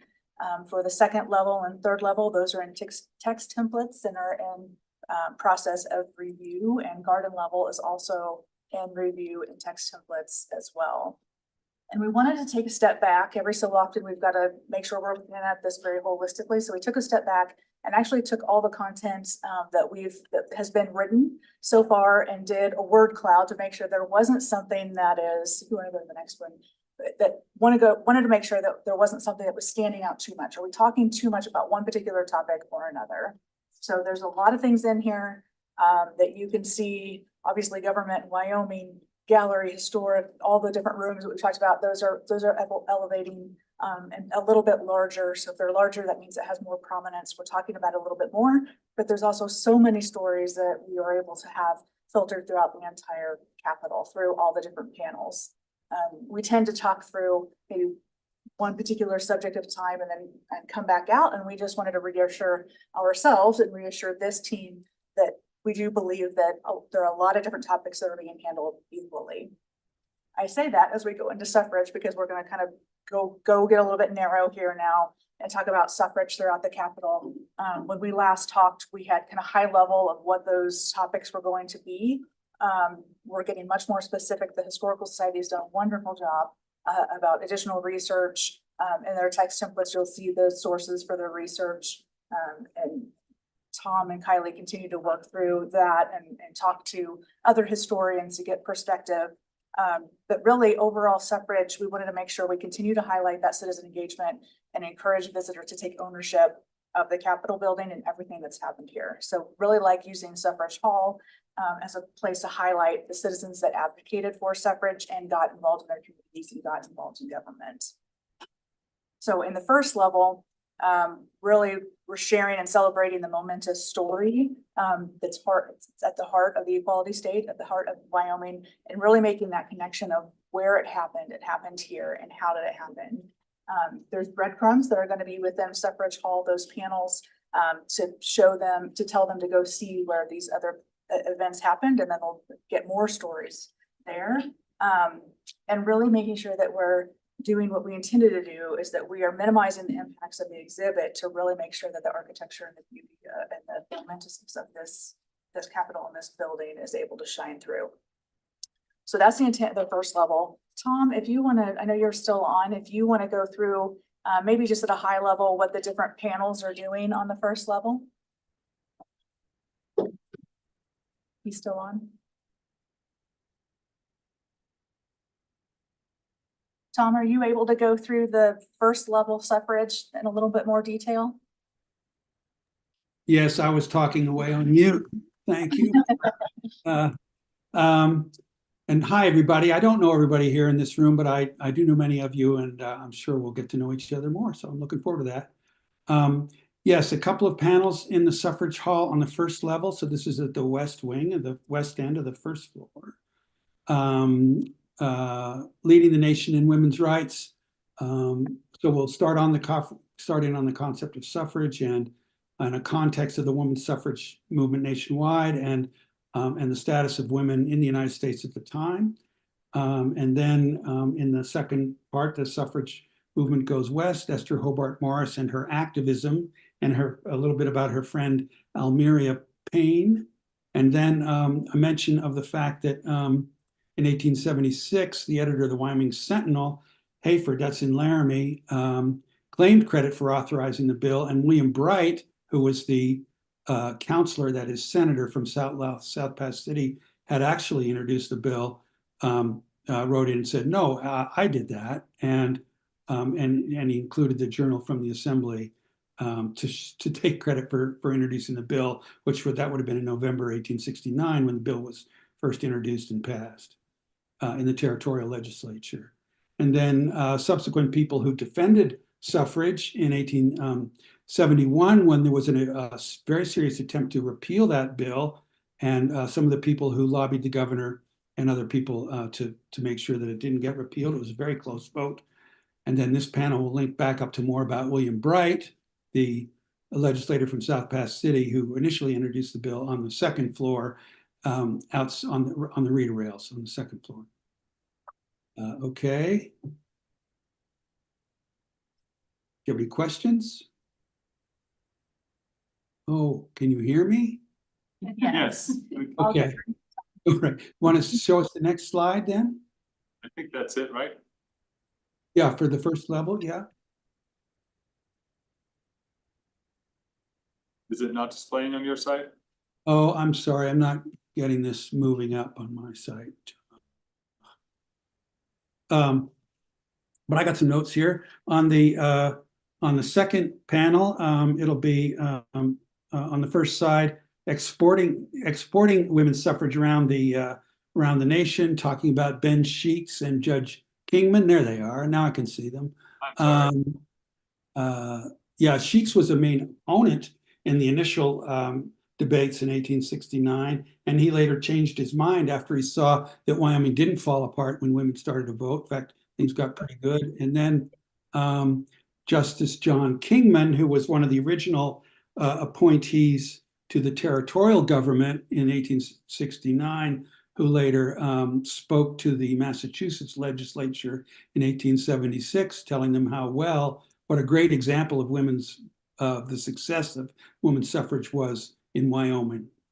And then another specific little story about Mary May Preston Slauson, who was the first woman in the United States ever to win a PhD in philosophy. And Trey Sherwood put Kylie onto this person, and that she was her husband was a congregational minister, I think, in Laramie, and she worked at the territorial prison as kind of a chaplain.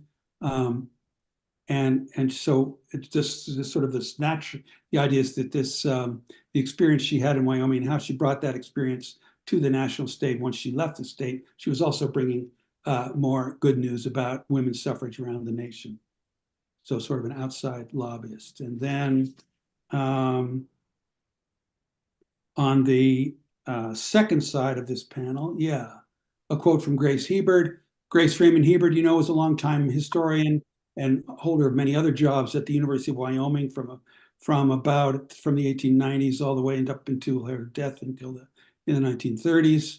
A quote from a speech, and Grace Hebert was a strong, as you know, suffragist.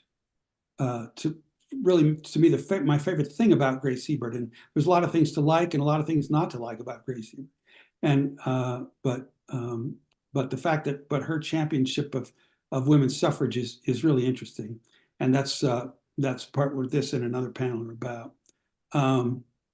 So we get more about her, a quote from her, a profile of her, and the various boards she served on in Wyoming, and then a call to action for active citizenship, encouraging people to take part in public life and the public process. Okay, and then. And in Suffrage Hall, we'll also have the public meeting rooms. Right. We'll have one of those half panels that tell the story of let's start back. Each of the three rooms is going to be focused on a different individual that was critical to the suffrage story. We'll feature a photograph portrait, a frame portrait of that individual with a small artifact label underneath it, and then a half panel on an adjacent wall that tells the story of that individual or individuals and their role in the suffrage movement and its aftermath. That doesn't sound like a right word for that. And then by the dais, just as we're doing down in public meeting rooms, we'll have the state seal with the two flags next to each other. And then going up to the second level, so our intent was to really utilize space, and this is the room where it happened to really highlight government at work. So that focus is really going to be on the legislative members and the Constitutional Convention and the former governors who were instrumental in the passage of suffrage. So we're utilizing reader rails in the center of the building, the heart of the building, really wanting to use the awe of the rotunda to add to the story. And being right outside that room. So our intent is to connect the exhibits to the room where it happened. We're going to keep two reader rails, one on the east and one on the west sides of the rotunda, and really look at how that incorporates in the constitutional interactive that will also be happening in that room, and incorporate breadcrumbs that'll lead them back down to the suffrage hall if they didn't start to begin with. Mm-hmm. Do you want to go through, Tom, the panel and then the two reader rails? Yeah, just briefly, the panel. So the panel will be right outside that wonderful two-story meeting room. I still can't get over how gorgeous that is. I don't get to Cheyenne as often as I'd like, and I love walking in that room when I do. So this panel will focus on the Constitutional Convention of 1889, September 1889, and briefly how there was some resistance to bringing women's suffrage into statehood, both in Cheyenne and in Washington, D.C. And then some stuff about other uses of the room and some stuff about the 2019 restoration and a profile of Melville C. Brown. M.C. Brown was a longtime judge in Laramie who was a longtime advocate of women's suffrage. Interesting guy. And then those two reader rails, looking down and up through the rotunda. And the first one is about William Bright, who I mentioned earlier, who was the saloon keeper in South Pass City, who was in the council, who introduced the women's suffrage bill in November 1869. And then and Kylie's the person who's done all this research and written these templates. Unfortunately, Kylie McCormick, she can't be with us today. She's traveling. But Kylie had a nice conversation with, many of you know, Mike Massey, the former legislator from Albany County, and historian, and in one of his earlier jobs, he was the curator actually at South Pass City. And Mike talked with Kylie a lot about how a legislator works behind the scenes to ensure a bill gets through the legislature. And in that context, this will help us think about William Bright.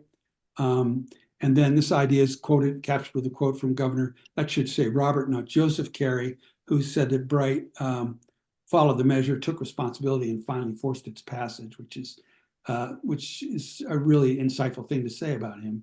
And then also the other thing in the last couple of decades that we've come to understand better about the whole debates about women's suffrage in Wyoming is that it really was a product of its times, of the Civil War, right in the wake of the 15th Amendment, which extended the right to vote to people of other people of color, and the idea that the sentiment, and this was reported in the papers at the time, you can read it, that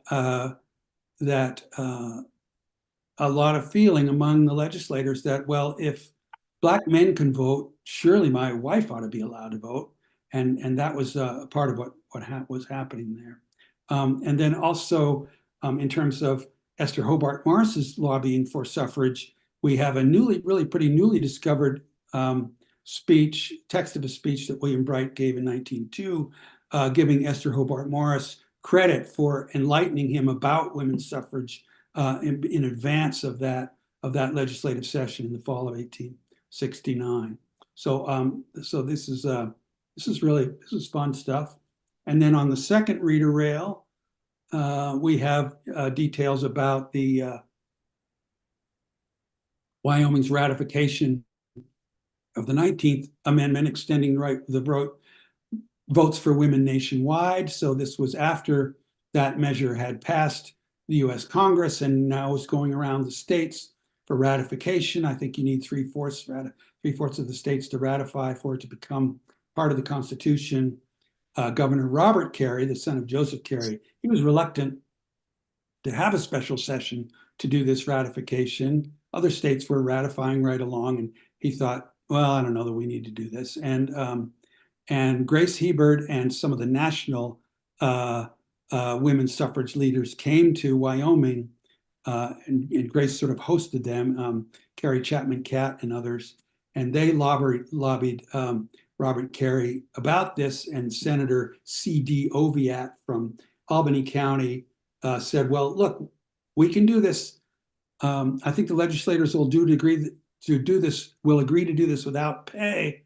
And so that changed the governor's mind that, well, maybe he could get a legislative session for very low cost, and they did it. And they ratified the amendment. And afterwards, Governor Carey was writing letters to people like the governor of Connecticut saying, hey, this is working pretty well. You guys need to do this ratification too. So this is the idea of spreading this whole idea. The whole point here is that this was a wonderful thing in our history in Wyoming, and it happened because of the cooperation of a whole lot of people, and also the spreading around the country of it all along through all those decades, over those 50 years. This idea was coming out of Wyoming, and Wyoming was sort of the shining light in the example. So I think that's kind of the idea here. Thanks, Tom. Yeah, these are really great stories. Excited for what's coming to life. You guys will be getting the text templates for these so you can read them in more depth. And again, you'll have the sources that are coming through this as well. And one of the things that we talked about with the reader rails for these was to make sure that they are mobile. So when there are events that we want to make sure that we have as many people that have visibility to it, that we can move the reader rails, just like I believe you move furniture right now when those events happen. So we have an updated design, just to show you where we're at with how we make that movable. So the reader rails are installed into the floor, and then when they are removed, and the panel itself is separate from the leg, can be separated from the legs. Those come out, they can be placed in storage, and then there's a cap that goes over the hole where the reader rail would go, that works into the floor of the tile right there. It's flush, so it's not any sort of tripping hazard, which would not be a good idea at that location. And it's almost indistinguishable. That allows that sort of flexibility. Madam Chair, I have one awkward question. Shoot. And That's all we do is offer. well, and this is probably for you, Tom. Mhm. Kind of in like some of the history and in the stories of women's suffrage and Thomas Bright, I have heard that he was quite the racist. Are we worried with the new woke culture that if there's any legitimacy to Thomas Bright being publicly known as a racist, that it may not be a person to highlight? Well, it seems to me it's important to give the context for the story. And he, like a lot of us, he had good things and bad things about him.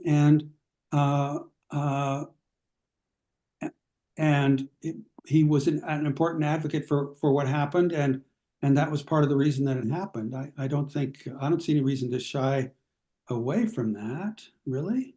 I'm all about telling the hard story, even if it's a hard story. I just didn't know if, I mean, that's kind of the story I've always been attached to him, so.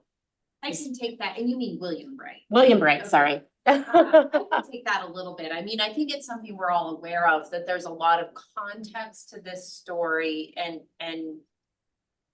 I mean, even to the point, I mean, there's some thought that this was suffrage was done for the wrong reasons and was it even really an accomplishment? And for this purpose, it is, and it was, and there's context that is uncomfortable. And this is certainly not, I mean, we're not getting down too much into the weeds here. I mean, and I think we brought this up a little bit before, like, oh, great, we gave women the right to vote, but look how we still treated Native Americans at the time, so I don't want to say that this is just going to be a superficial look, but I think it is, it's not going to be the full nitty gritty sausage making, without a doubt. That would you? Alas, we don't have room for the sausage making. So we are, yeah, these are short paragraphs, these are very short. And so we're doing the best to give a fair context to what happened and let people know what did happen. And I mean, I personally think the interesting thing about William Bright is this race argument may have been what got him to the point, but I also think he did it because he thought he really did think it was the right thing to do. And he deserves credit for that. And the stuff he was saying in later years, giving credit to the women who'd helped him and who'd lobbied him to get to that point, especially Esther Hobart Morris and others, that just makes it really interesting, I think. So, yeah. And I'm definitely not advocating to not tell the story. I think you have to tell the story, even if it's a hard one. I just wasn't sure how other people might feel about a whole room named after. So, Right. we're not naming Yeah, we're not naming a room just after mentioned him. in the story on the. He has a panel on the reader rail that kind of focuses on him. And I mean, yes, I think Tom's right. You can't try to sanitize all of the hard parts of history away. But you also can't tell this story without talking about, I mean, he's such a central figure for all his flaws. So I think he's got to have that, he has to get his due in terms of how we're telling this story. There is a nod to his racism in the text template that you guys will see, to say that he did say it one way and then sanitize that racism and changed how he talked about it. So I think that can be a part of that. We're being honest. We don't have the extra 100 words to go into it, but there is a bit of a nod to it. There's a line that we're trying to make sure. And this is the advantage too of having QR codes, so we can, people can go read a whole lot more about him if they want to. I might ask, Department of Ed, and again, I think it's a really good concern that we need to talk about. It reminds me a little bit of there was certainly some controversy around naming the superintendent's office after Estelle Real.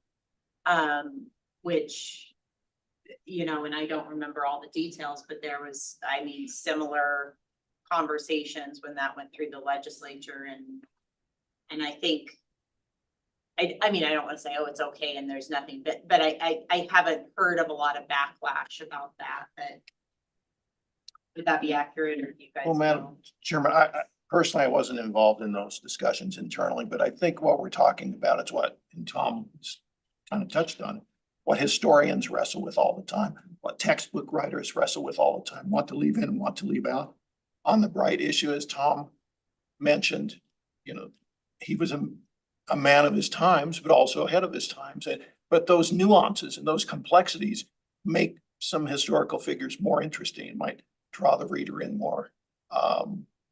But these are ongoing, just like some of the discussions I've had with my colleagues on a lot of the panels and the history behind. It's like, well, this is maybe more interesting or this is less interesting.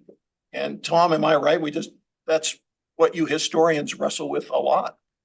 What to leave out, Yeah. right? Yeah, and that they were people too, and they didn't know what was going to happen. Which is sometimes hard to remember about the past, is the people that were back there were just making choices with not knowing what the future, how it was going to play out.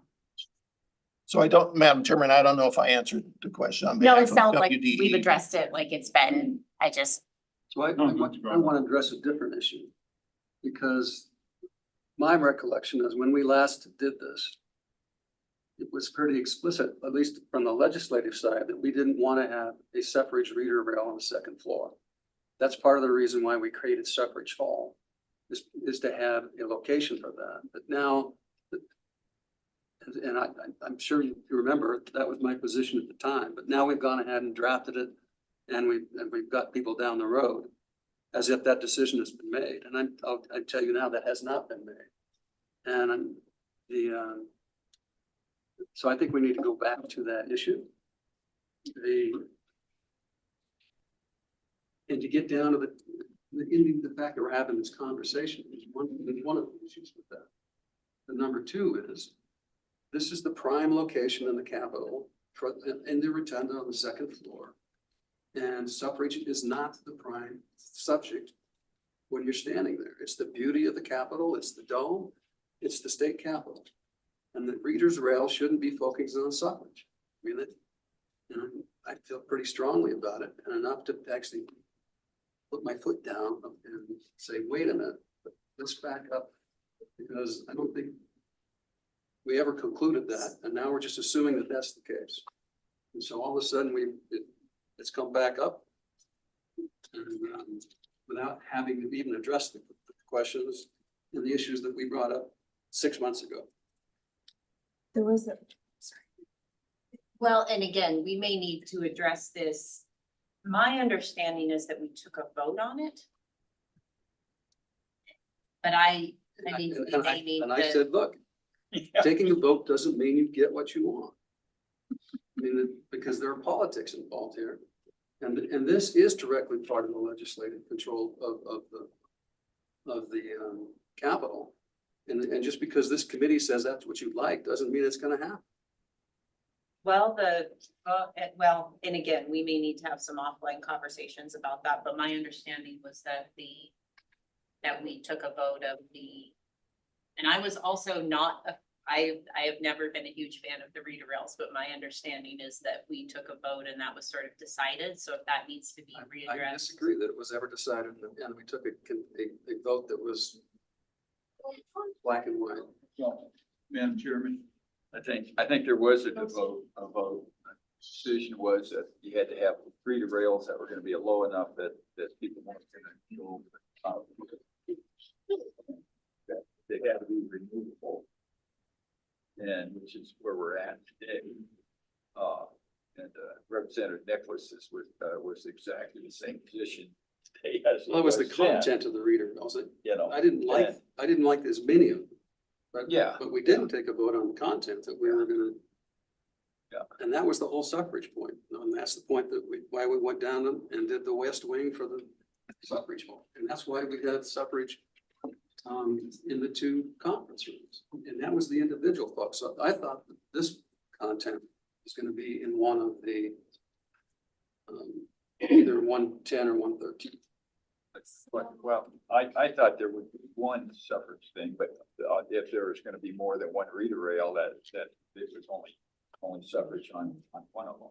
I don't know how many we got up here on reader rails. How many, what's the content? Is there two? Yeah. Yes. One on each side. One Yeah, on each side, yeah. members of the committee, last having, let's take it back. Already recommended for DI to explore the options of putting two reader rails back on the second floor of the Capitol. And that content discussing whether the bridge all. So I obviously was not at that meeting. Presented in at some point at that meeting and told DI to go down that road. I think at the next meeting, what you saw in February was the conversation of, look, how many panels is on the first floor? And what content will that be? And the naming of those two west public meeting rooms and the addition of the executive.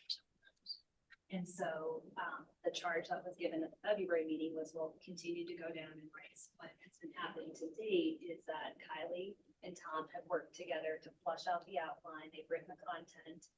And then the content will now be put in final stage for subcommittee review. The appropriate next step. And so, to Treasurer Meyer's point, also along with that conversation, there was a desire to make them removable and flush them out and capped, so we could take them down in the event of there's, swearing in, inauguration events, or whatever that may be in the rotunda. So that's been the direction. I know that there's been different points of view. Should we have them? Should we not have them? If we're going to have them, what should be on them? And that's really your choice as policymakers to choose. And it's that decision. So I don't know if that provides the context, but that's kind of where I think we understood it from DI's perspective and staff's perspective. Kevin, did I miss anything? No, I mean, I think that was my understanding too, was that the decision was to proceed with, developing these concepts so that we can, understand more, because in the past it had been a little bit more abstract about, well, we want to tell part of the suffrage story outside the room where it happened, which is, I think, a key point or a key idea around putting that on that second floor. But we didn't really know what was going where, and so that's, to Rihanna's point, I think where we are now is to have a better sense of And thanks how for the jogging story falls or comes together. our memory. I do think we left off. We have to see the content before we start fabrication. So that's where we are now. So these are not written in stone. However, we are continuing down this path until we are not. What's the timing of that content going into file stage, just for our situational awareness? Yeah, for this particular area, for all of suffrage, we'll put that into file stage either later today or tomorrow. Oh, so real soon. Okay. Yeah.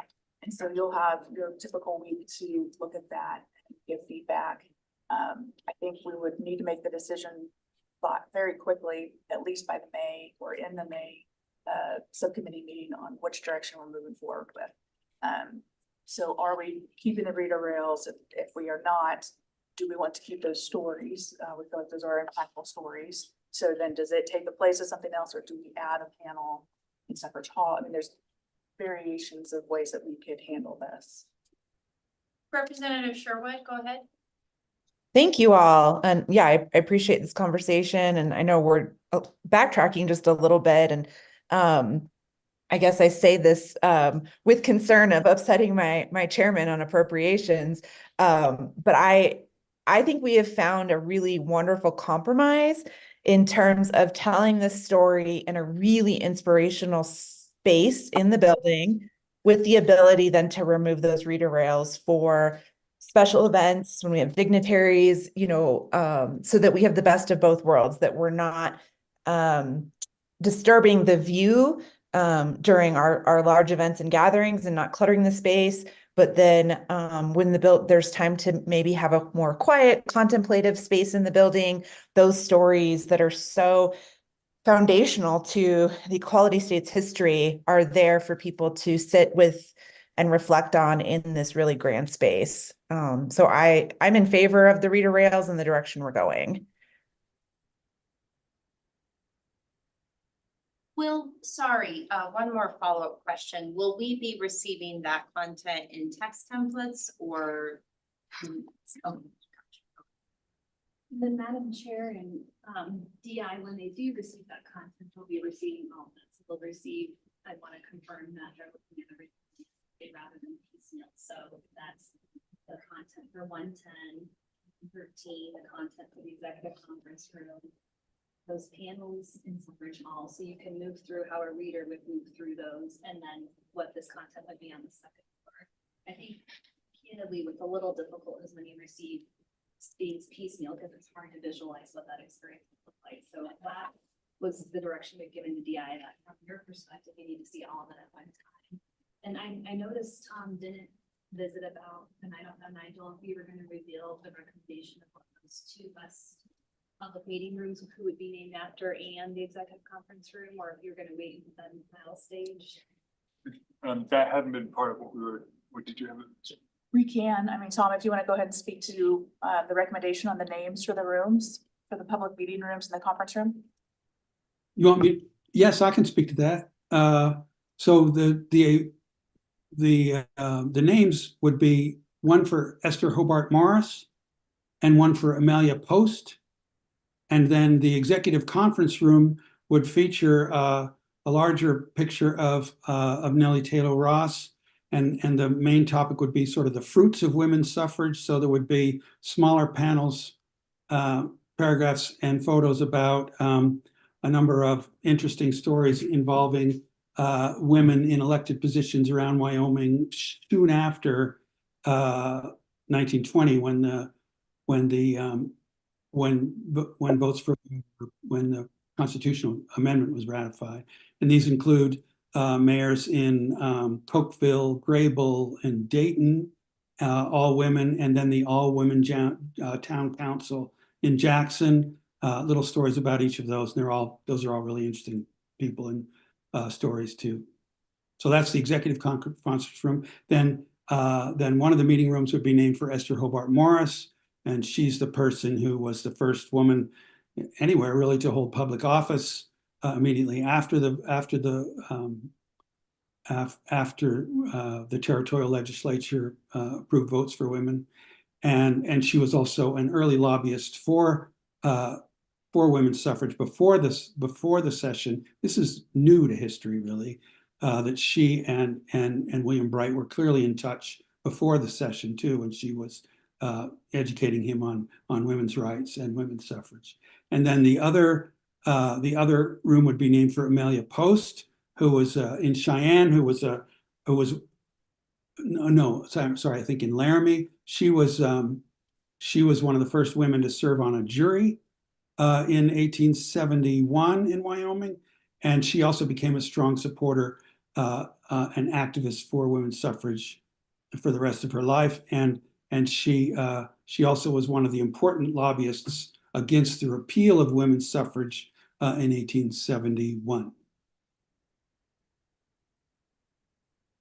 That's our recommendation. Thank you, Tom. And I really want to reiterate as a non-expert reviewer, I think how important it is it's going to be to have all of that content so that we can make a very clear decision on the second floor, whether we think we need those or not. Including the panels within the 110 and 113. Does that make sense, Representative Nicholas? Get all of that content together so we can see what we would lose or not lose.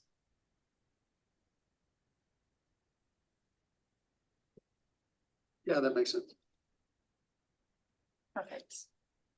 We'll get that all updated or all up into file stage for you and send out. Now that all the controversy is over with, let's move forward. Well, I guess, I mean, continuing the controversy a little bit, I guess DI has mocked up, and that is on page 78.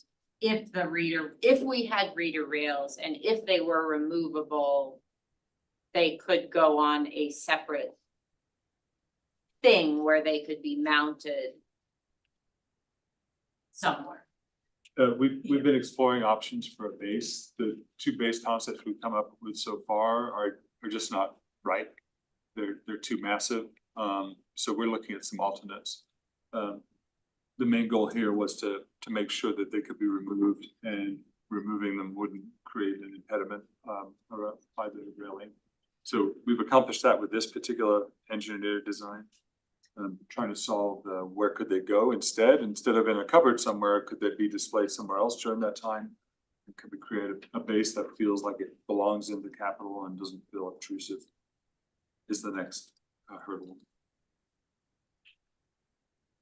Almost like you could take that base and just put it there.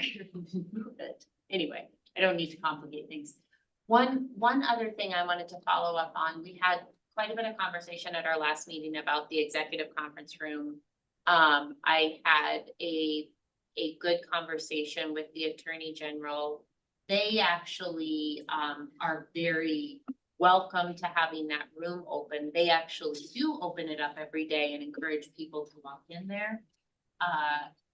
And so the only time it is shut and locked is more so if someone uses it and accidentally shuts it. So that is something they open up regularly. They are happy with it being branded and displayed and open, obviously, except for when it's being actively used for a meeting. So just wanted to follow up on that.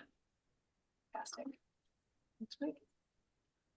Okay, so May and June will be busy months as we continue to send text templates for all of package 2, text templates, and the graphic layouts. So you guys will continue to see those come through. Really, we're trying to get all of that done and approved by the end of June to stay on schedule. So more to come. Lots of great work happening. Thank you guys in advance. Thank you for what you've already been able to do. And we know that takes additional effort and time, so we appreciate your time. Okay, last on our agenda is everybody's favorite naming exercises. So if you had fun in the conversation before, you're gonna love this one. So this one's around historic voices. So historic voices, as you may remember, is the area that's in the governor's vault, right outside the governor's office. Downstairs. Or downstairs, sorry, garden level. Utilizing that to tell additional stories. So that is where a user would walk into the vault, and we would have 3 they would look like paintings that would come alive and tell stories from the past. We had previously called it historic voices as kind of a placeholder. And then as we move forward, we were looking at different names such as Governor's Gallery.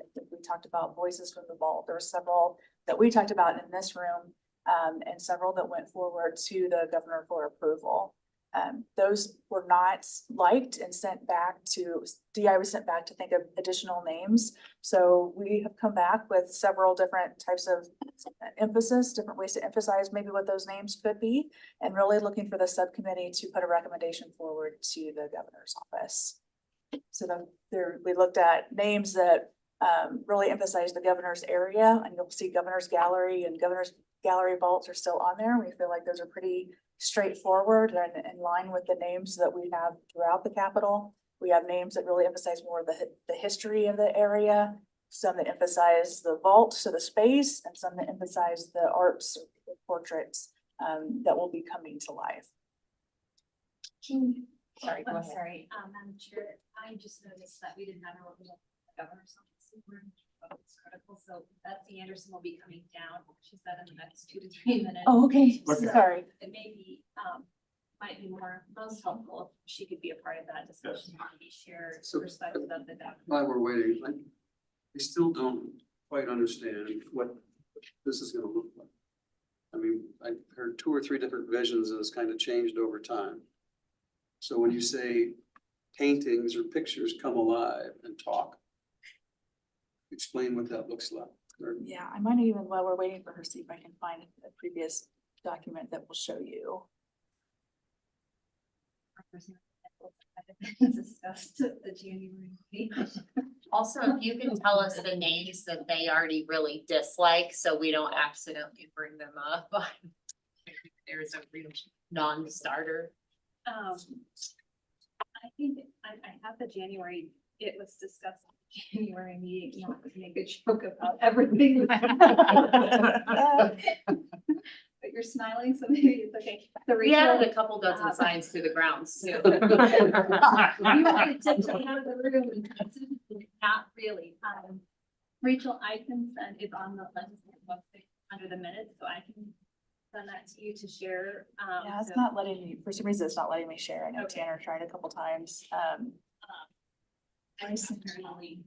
I put out of that and I sent it to Jen.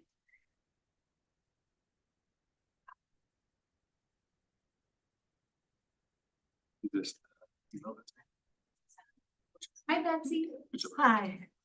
Let's just slap appearance. Okay, so the context, Betsy, is that we are having our first conversation about naming the Historic Voices exhibit, which has evolved and is getting closer to becoming real.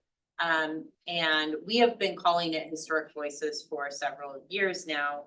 I think, and our understanding is that a few names were maybe provided to the governor's office and that they weren't loved. So we're sort of at our first stab at having that conversation. I wanted to make sure you were there. And so DI has come up with rather a long list of potential names that I think we can share on the screen. oh, yeah. Just 1 second, sorry. He's gonna go over the experience. Oh, right, yeah. We're sort of gonna have a re-up on the actual exhibit very quickly before we maybe talk about the name. Using an interactive, this is one of the few places throughout the building where we can have a sort of interactive space with a caveat of this room next to us, which will be. Because of sound issues and other things like that, this allows us a more confined space to tell more dynamic stories. We want it to be about the real history, real characters, and about the real Wyoming. We want it to feel immersive, so we give a sort of a physical presence to those stories. And it wants to sort of surprise people a little bit, inspire them in the way that these stories are brought to life. The overall approach is that these portraits will sort of magically dissolve into dynamic visuals. They'll sort of come to life like Rachel was saying. And each one of the different paintings that we choose to be sort of the starting point for those stories will become the canvas for telling those stories. Just to give you a sense of what the space looks like now, this is sort of, it's right in the middle of the governor's gallery down on the garden level. This old vault door. Inside the room is a fairly standard sort of office kind of room without any windows. There's a door in there that will allow ADA access because the space between within the vault door isn't sufficient. But then inside there we would hang what would appear to be portraits, but in fact are just framed digital frames, digital screens. So there might be 3 of those in there. Maybe there's a landscape portrait that does a rendition of the Potter's Bowl, and then maybe a couple of governors would be on the other 2 screens paintings. Those portraits would then sort of come to life and allow you to tell that story, sort of in a Ken Burns style approach. I don't need to play that. I think everybody's sort of familiar with the sort of the change out of images and the voiceover narratives that Ken Burns style of a documentary would carry through. That it looks like it wants to show you anyway. It's like my description. Okay, above, there'd be some sort of trigger device below or adjacent to each screen to start it. Or we could look at touchscreens. I think the trigger device might be easier where you just start the story and it just starts to unfold. They could also be touchscreens where you tap it and then you're allowed to engage in the story. The touchscreens might give you the option of increasing the amount of stories you include on each screen. Right now we have 3 stories, but we would have a CMS that would allow you to add more stories over time if you want to use one of those screens. Above one would be a directional speaker, so that the focus of the sound would only be on the person in front of that particular screen, and not interfere with what was going on in the other spaces. It does a couple of things. It helps to focus the story on the person that's in front. It also limits the impact of that sound to the poor people that are in adjacent offices. Want to make sure that's not going to travel to them. There's also going to be some sound barrier and elimination elements on the walls themselves in the guise of like curtain and other elements like that, which will diminish the amount of sound carry. So we don't want someone in the office next door to be listening to things all day long. Hopefully they won't even know anything's happening in spaces. So for example, we would use curtains or other sound absorbing wall panels and maybe even ceiling panels to limit that sound travel. And also sort of build up the sort of gallery aesthetic from that kind of space. It gives you a sense of how that might look. We've got fabric covered panels or other materials that we'd use to create the space, ornate frames for these screens to sort of elevate the gallery experience. That's a really quick walkthrough. Let me jump over to the name. Any questions about that before I jump into the? Representative Sherwood, go ahead. Thank you very much. I'm super excited to see all this come together. I'm wondering in terms of the like motion trigger versus touch, if there is a height consideration, if we have a school group or young kids or families, will they be able to activate? Yes. Will they be able to reach the screen to activate it? 100%. In fact, everything that we do in the building, including the timeline interactive and what we put in the civics lab later, all needs to meet ADA requirements, which require a certain height for someone in a wheelchair or a kid that's just off the bus. That we all want them to have the same value experience. Thank you for asking that, though. That's important. Let me share back any other questions while I navigate the Zoom? So Nigel, have you done a rough estimate of cost and remodel and what that's going to require? That's been done in DI, not me personally, because she don't want that. The rough estimate is what's within the contract now, but then as Suzanne was saying, once we get further into it and we approve the final design and what's going into it, then you guys will have written approval of that cost. So we're working within the budget that we had set aside. I don't know if that is off the top of my head, but we can find that for you. And you said you're working on 3 different topics?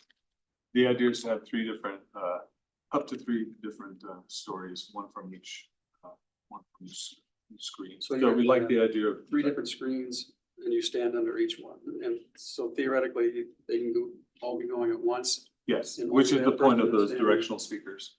It's like a cone hit thing. Yeah. You have to pull it down over your head. We can do. Nigel, are they all gonna be governors? They don't need to be, no. Right Okay. now, we're focused, that's kind of been the focus. They're not necessarily a governor, coming from a governor, but the governor gives it the story context. So like somebody wanted to suggest that the pot of gold story might be interesting, but told from a governor's perspective. We haven't nailed down the specifics of the content yet, but yeah. I just think that will be helpful in our naming conversation. Yeah, we wanted initially the goal was to have a governor related inroad to these stories. Yeah, so I think we know that the current governor, we had heard, a little birdie told us that the current governor likes to talk about the story of Johnson County War when visitors come through and tours come through. So that's an interest, his perspective on that would be an interesting way to tell that story. So the story isn't necessarily about him, obviously, but it is his perspective of the story. And we also understand that there's some existing footage from past governors that we might be able to incorporate as well. Get to hear the voices of some. So we had talked about using historic voices because that's, I think, just nomenclature that we've all gotten accustomed to. So that was an option. We also liked Governor's Gallery Vault. I think we also said Voices from the Vault, which sounded a little creepy, I think was. Tales from the Crypt. Yeah. Hindsight's really great, isn't it? So I was gonna have another slide that was just things I wanted to see if you guys cringed or how professional everybody could be, but we stayed. So we did want to lean into the 4 different kind of areas. What is the, if we lean into the governor's area, if we lean into history, if we lean into the vault, if we lean into the art side of it. But yeah, I think maybe we wanted to hear if there was specific feedback on the names that were given that might help influence our approach as we talk about the names.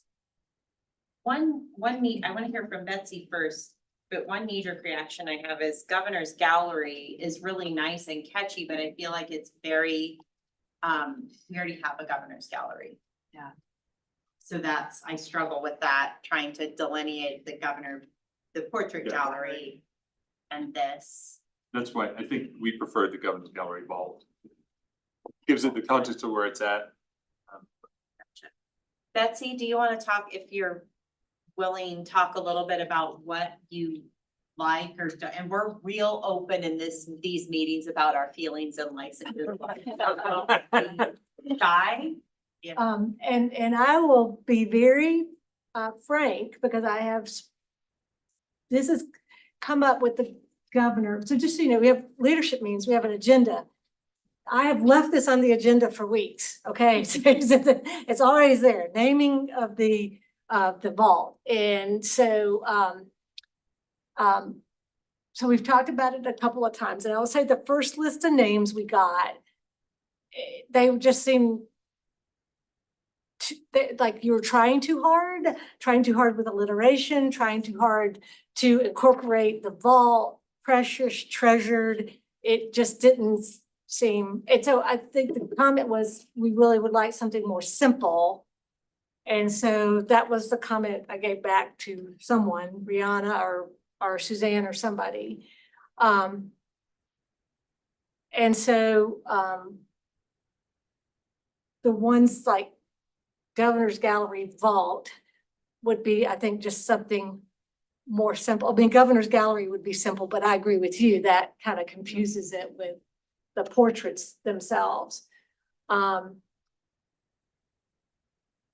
So I think if I could take this list back with some of the more, because the other thing is, if we know it's going to be the governor's giving the story, then that probably makes sense to have governor in the title. But if we, at some point, it's not the because it's not necessarily stories about the governors, right? If it's about the portrait, the Potter's Bull, that doesn't match up. So I don't know that he wondered about keeping the name governor in the title, in that it's just placed in the middle of the governor's gallery, but it might not be about them. And like, he would love to tell the story about the Johnson County War. So, in sitting here and looking at these, the portraits of history, and that was on the list, admittedly, but I think if I might have a better explanation for the governor about that it's actually going to be like you walk in and it will look like a portrait, but then it will come to life. And then that portrait will tell a historical story of Wyoming, then maybe portraits of Wyoming. Or something, but I feel like I said, simple was what he came back with, though he finally came down to gobsmacked governor's gossip. That's what he devolved into at the end of the last. We could have a lot of fun. Yeah, Madam Chairman, I think we're trying to say, and we want to say where it's at or what it's doing. From the definition of what I've heard here or what's going to happen in it, it's more like perspectives in time. And so that to me, I think says what's going to happen. It's a little cryptic because people don't know what it is, but they want to say, well, what is this? And it's governors telling about things that happened in the circumstances of a previous historical or in time. So, I'm thinking that you name what's gonna happen or the experience is, name the experience rather than trying to say it's a vault. Because that's it's two ways to do it. Yeah. I guess I'm leaning toward naming what actually is gonna occur, you know, to the tourist or to the person that walks in the room. And I will say that, yeah, the vault is really the treasurer's office history, the vault itself. Yeah. And it's not the governor's history, because that's where it was, is in the treasurer's office. So, But it's your vault now. it seems to follow me around. I wonder, I mean, I think the intent is for the subcommittee to make a recommendation to say, here's what we might suggest. And what we know so far is, I mean, what I'm hearing so far is maybe we don't want to tie governor to the name, just in case we have a story. And please jump in if I say anything incorrectly. I struggle a little bit because I am to the point this far in that I'm sort of married to historic voices, and a lot of these others sound, to Kurt's point, you would have no idea what it is. You would have no idea where it is. I wonder about Historic Voices Vault too.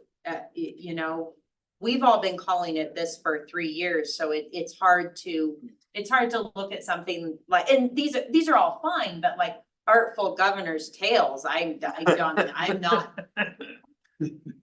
You Yeah, lost some of these me. are, yeah. But if you, I do like, I didn't even know he had it. the one thing, I think Kurt, Treasurer's point was really good on what's happening there. So to me, the Treasurer's point leads us to that bottom left box. What are we actually doing? We're hearing historic, we're hearing historic things from the past. The one thing that I kind of have heard consistently over the years is everybody loves the vaults. Kids love the vaults. Is there a vault involved? We're there. We get to go in the vault. I'm in. So I don't know. I would throw out Historic Voices Vault, and I want to hear what people's inclinations are.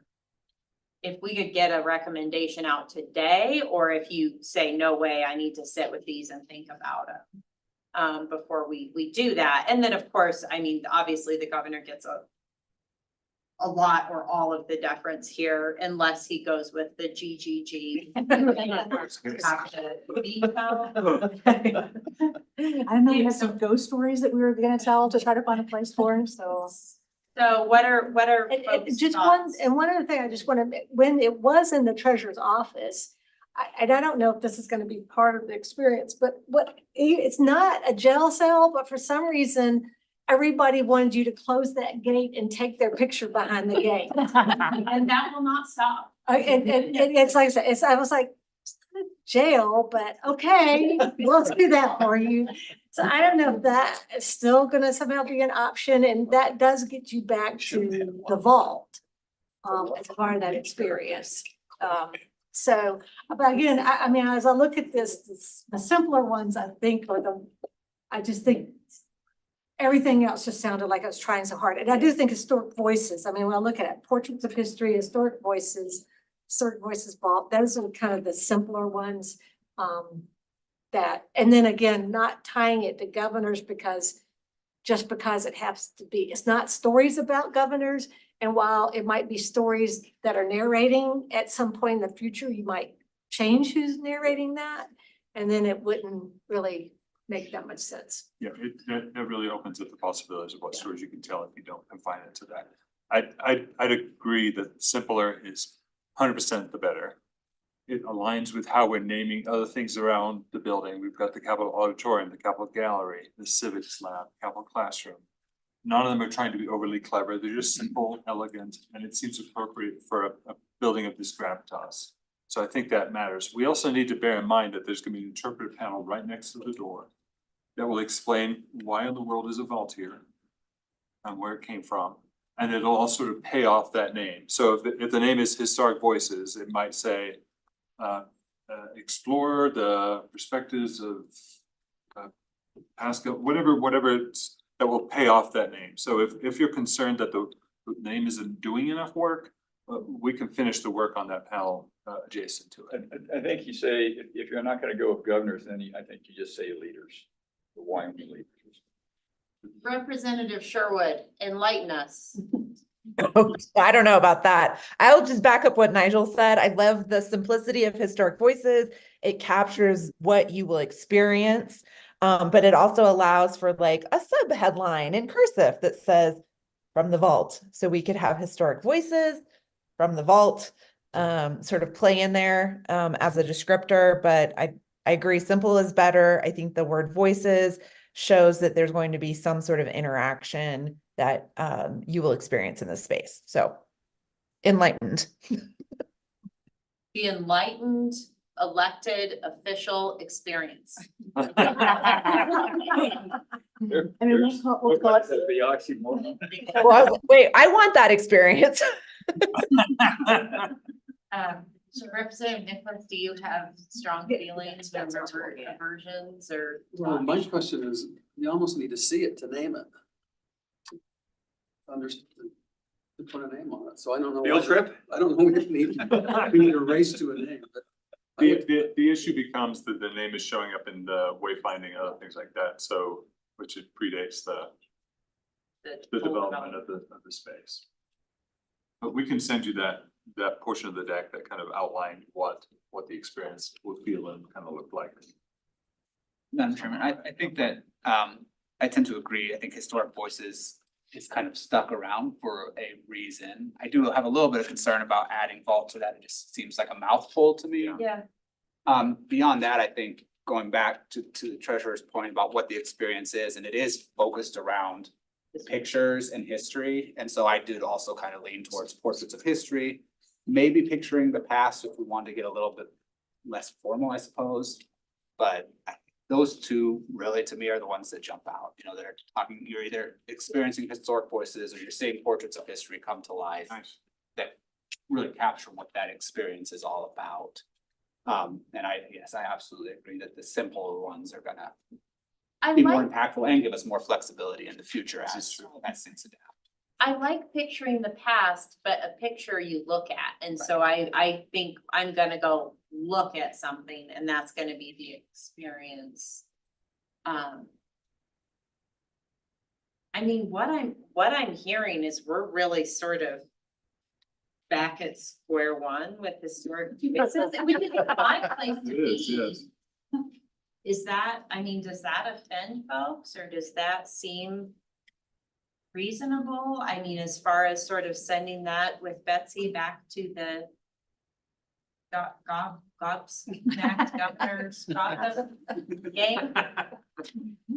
Wait, can we just call it governor's gossip? They can tell the story from any perspective they want. Hey, did you know? Yeah, I'm with Calvin. I feel like the historic voices and portraits of history, portraits of Wyoming, because they are pictures, voices, because there are gonna be audio involved and keeping it simple. The idea of maybe a subtitle about from the vault or something, or I don't know, but I would like to kind of those two sides of the equation, take those to the governor and. And we can mix and match. It could be Voices of Wyoming or Wyoming Voices or. Yeah. But I think in general, we're leaning towards 2-word. And again, jump in if I say something you think is inaccurate. 2-word, simple, probably not governor. And something that captures the experience, not so much the content, right? Yeah. Right. To your point about the subhead too, and what could be used in the panel, there was a whole host of those as well. It makes it much more complex, having the name match up, but if we can pay things off, if that makes sense. So I think when we started to get that, we had 10 word names, and that just became too complex. Yeah. Feels like we're. Yeah. Said that a couple months ago. Just historic voices with the tagline sentence that kind of puts in what the experience is gonna be there. And I think that maybe you say, leaders of Wyoming, historic voices from leaders of Wyoming, then you've got what's happened and who's gonna do it. Yeah. I think even just the historic voices from the vault, it's like the experience that we're sharing, like a treasure, like we're sharing something that's like important to us in Wyoming. And so we're introducing you to a historic. And again, I think taking governors or even leaders out, because there might be fabulous Wyoming people that are just fabulous that were never in leadership that could tell the story at some point too. I'm not saying leaders figuratively, leaders on a broader scale. Yeah. So two questions, I think, to move us along. DI, what is your timeline? When do you have to have a drop dead answer on this? I think it's within the week, isn't it? Yeah. To be on. To be included on Okay. the maps. Betsy, what do you need from us? I've got this presentation, but I just need to go over some of these more simpler ones. And I do think he will find one of these that will work. And I will try as soon as possible, but I know for sure that I have time on Friday, so. Right. And I think the committee's, like I said, I think the committee is generally in the same place. We're not necessarily married to anyone, but I think you've sort of heard the inclinations. Yeah, and I think I just try to get feedback on, he preferred these, maybe this is why I didn't like these as much, but I'm really sticking with variations of, like I said, portraits of history, portraits of Wyoming, voices of Wyoming, historic voices, just kind of those two and any play on those two that might work. So, Great. So that one's got to be done. So After one, naming exercise. I'm not promising anything. I'll give him. If we could add the initials KC in there, like an Easter egg, we'll get it from the governor. I can't believe we left Historic Brushstrokes Chamber on there. Yeah, make it fast. Sounds maybe a little like a very upscale bathroom. It's terrible. want that. Oh my We don't want goodness, that's that. embarrassing. And that's us, so we'll finish on that Right. embarrassing note. And I'm going backwards, but I think that's okay since we're a little bit okay on time. One thing that really jumped out at me on the panels we reviewed that I want to bring up specifically is the quote on the backside Yes. feels really, and I didn't really realize this till I reviewed them all. It feels very disconnected. Like if you walk up to the backside, it's all about art and architecture. And then there's this random quote that's like, huh? And if you just happen to read the front side that does feature the elected official, then you don't see that if you don't get to the back panel. So I think that's problematic in any circumstance, but particularly problematic when we know we're probably gonna have to move these panels around and sometimes maybe only one side will be displayed.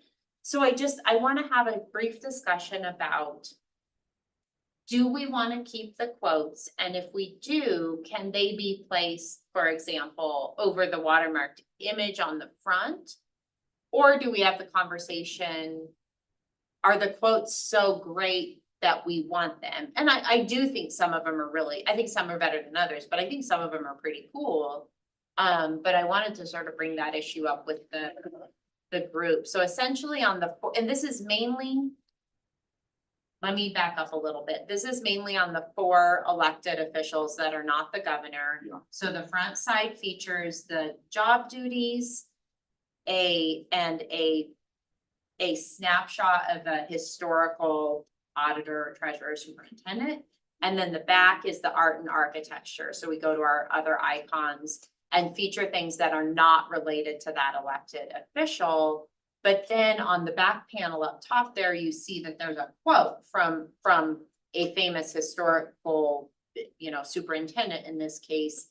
And so I want that quote to go with that other content, but that was something that didn't jump out at me in the text templates, but really jumped out at me here that it felt really disconnected. Thoughts? And if I'm crazy and should get over it, I'm happy to hear that as well. And we heard that feedback Yeah. from others as well, and so we are going through and itemizing or assessing which ones we feel like were impactful enough that we think they should stay, or no, it can go, and let you guys make that decision. Okay, super. Okay, that was all on there.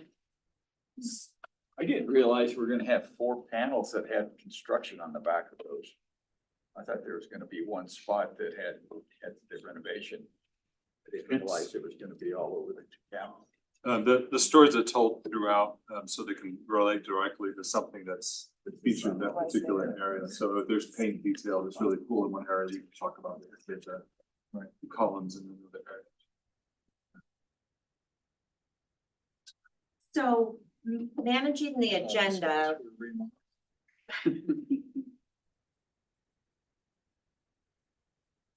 Yeah, we might do a little upsetting of our agenda here.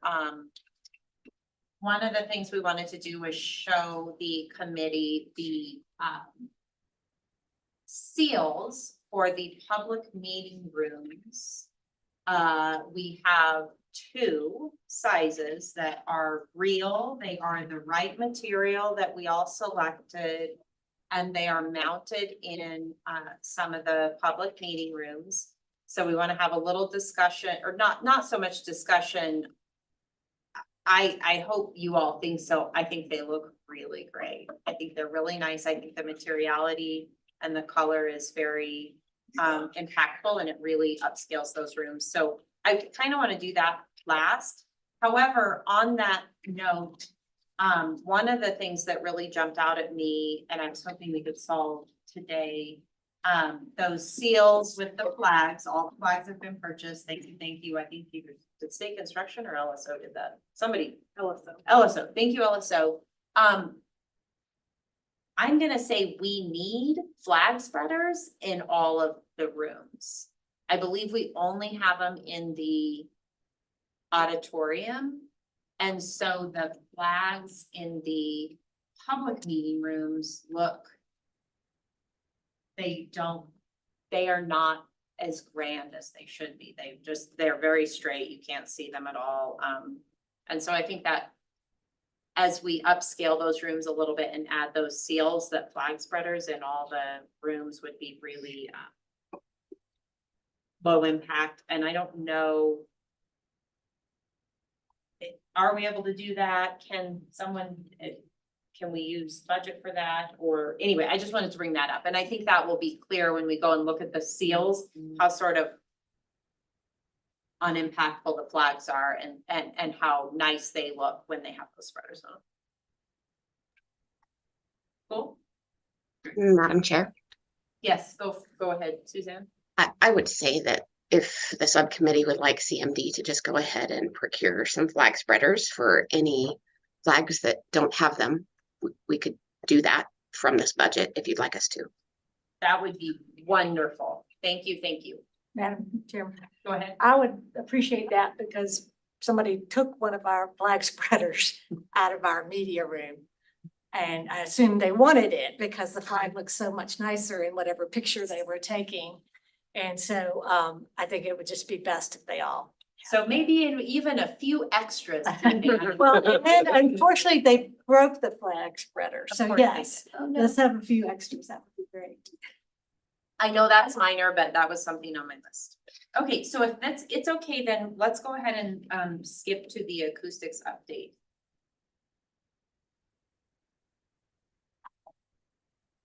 So I'll go ahead and lead off with the acoustics. So we have just received the final report from Trainer HL, and we've been going through it for any corrections or anything else. So we should have that out to the committee here soon. The plan was to not address anything at this meeting because of the report. Going through the report initially, There hasn't been a whole lot of changes that we haven't seen. The changes have been minor in the pricing of that, so we will get that full report out to everyone on the committee. And then our next meeting in May, Trainer will be on site and we'll kind of start to look forward on how we're going to address and select the portions based on the budget. And I think Wendy is on, and Wendy was going to talk a little bit more about the budget. You bet. Madam Chair, the legislature did appropriate another $2.34 million to the Capitol Square Preservation Account. However, that pot of money also includes purchasing of security bollards as well as maquettes of the Four Sisters. And so the next step will be to determine, we will work with the state construction department as to the governance portion of how those decisions about those funds will be made. And that process will be need to work through in conjunction with what this subcommittee works through in a setting with Trainer about what your priorities are for the acoustics work. And you might recall just at generally 3 buckets of scope. Bucket 1 is AV related. Avant is continuing to work on the AV system. Some of the recommendations relate to specific addition of AV solutions such as speakers and ceilings. The second bucket is mechanical solutions, and there may be major maintenance money available for those solutions that relate to fan coil units and ductwork. And then the third bucket of money is sound absorption. So things that you physically may put on walls, such as drapery or acoustical material, or in ceilings, drapery, rugs, anything that absorbs sound. So the subcommittee will go through that workshop with Trainer and Avant and Henderson, the mechanical partner, to talk about what you would like to see happen there. I might also remind you that you had $1 million appropriated to the state construction department, and that money was set to revert on June 30 this year, but the legislature did this past session carry those funds over. So some of the 2.34 million new money plus the existing 1 million is what will be available to you for this project. And it'll just be basically a process for your subcommittee to determine how much of the work Trainer recommends to go forward with within your budget.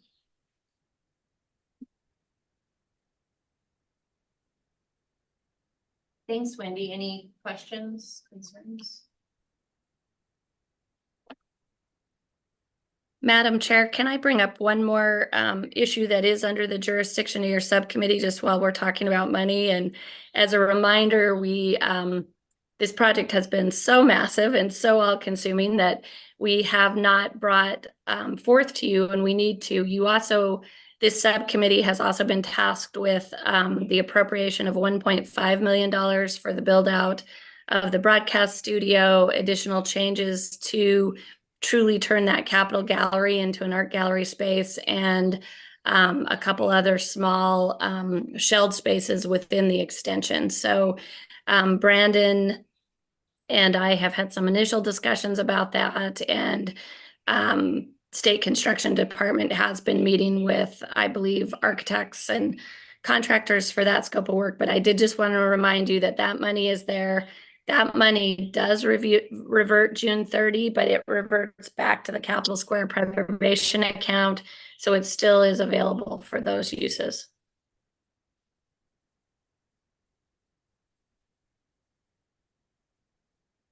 Because we needed some more things to do. And I don't know if Suzanne and Brandon have anything to add in that realm of the monies that have either been appropriated to them or that is in the Capitol Square Preservation Account for this work. Just the only thing I would add is on those smaller projects, we have procured an architect and we're working towards a kickoff meeting to get that stuff going.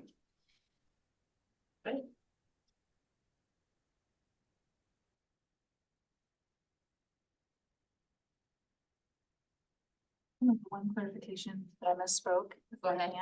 So for the suffrage content, you guys will get that next week instead of today or tomorrow. We have a couple tweaks I forgot we needed to make, so that'll come next week.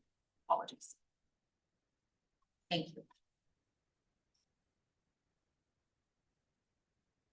All right, I'm gonna go ahead and then ask for any public comment.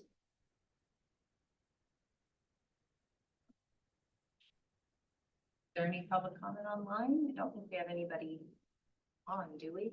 Other than.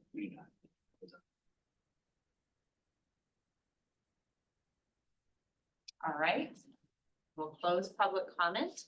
Then before we, I do hope everybody joins us on our little field trip to just take a look at the seals. I think the general consensus so far is they look great, so we would move forward with finishing up purchasing the proper sizes for the different rooms. So meeting dates, we have confirmed meeting dates of May 21st and June 26th. And then the next potential dates that we need to take a look at live together right here are July 16th and 17th. I should say July 16th or 17th.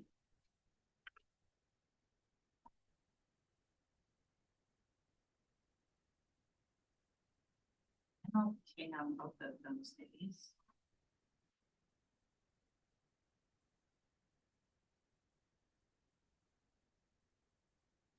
You, Bob.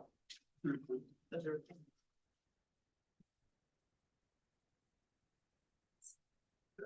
Morning the 16th, I've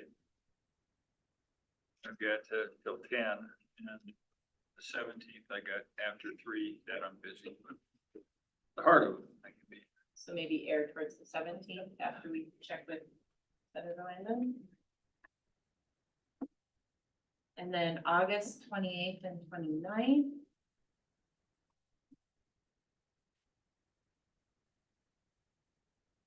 We do have state canvassing board that day. We have GAC on the 29th and 30th. I got WRS on the 28th. And 29th, yeah, so. Saratoga, I think. Those days are rough. My wedding anniversary is on the 29th. So nice of you to come, that it's scary. Create a panel for her. How many One for every year, right? How many years? 39. Actually, we don't have GAC, but I think I will find it. Are you guys married? Oh, Two? good. No. College. One thought September, so then about September, or excuse me, August. What about? I don't have that. Well, so then with the community. Treasurer's annual conference, the 25th and 6th. 36. The 27th or 28th. September. August, I'm sorry. Doesn't she want to come to one room? All day. It'd be lovely, wouldn't it? Sit in one of these meetings. 27th would be out for. Well, that's, well, that would be how romantic. August 19th, Monday. I would have everybody.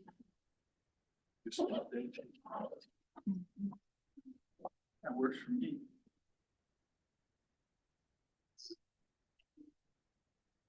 Election day on the 20th. It is, that's probably not it. We have Actually, nobody's been doing it. meeting. Knocking on doors. Yeah. We had a CAPFIN meeting the last, a couple of years ago. Yeah, so I can. Before election day and in Casper. She got the land.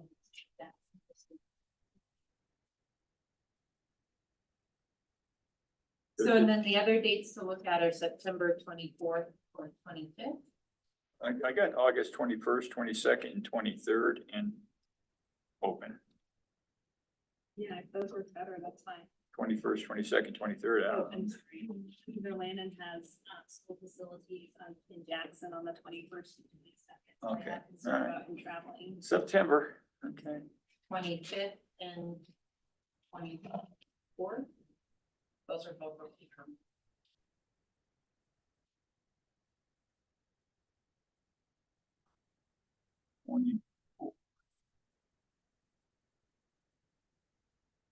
At the Community Development Association on the 24th in Casper. So 25th would be better. 25th would be better for me Great, the 20. on September 25th.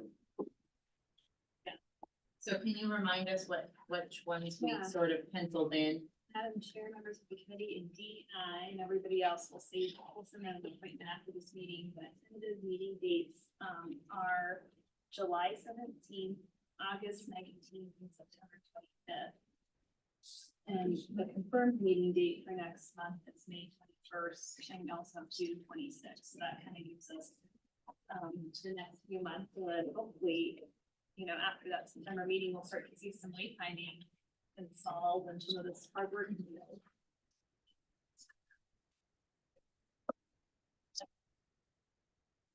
Okay, anything else for the good of the order before we break and go take a peek at the seals?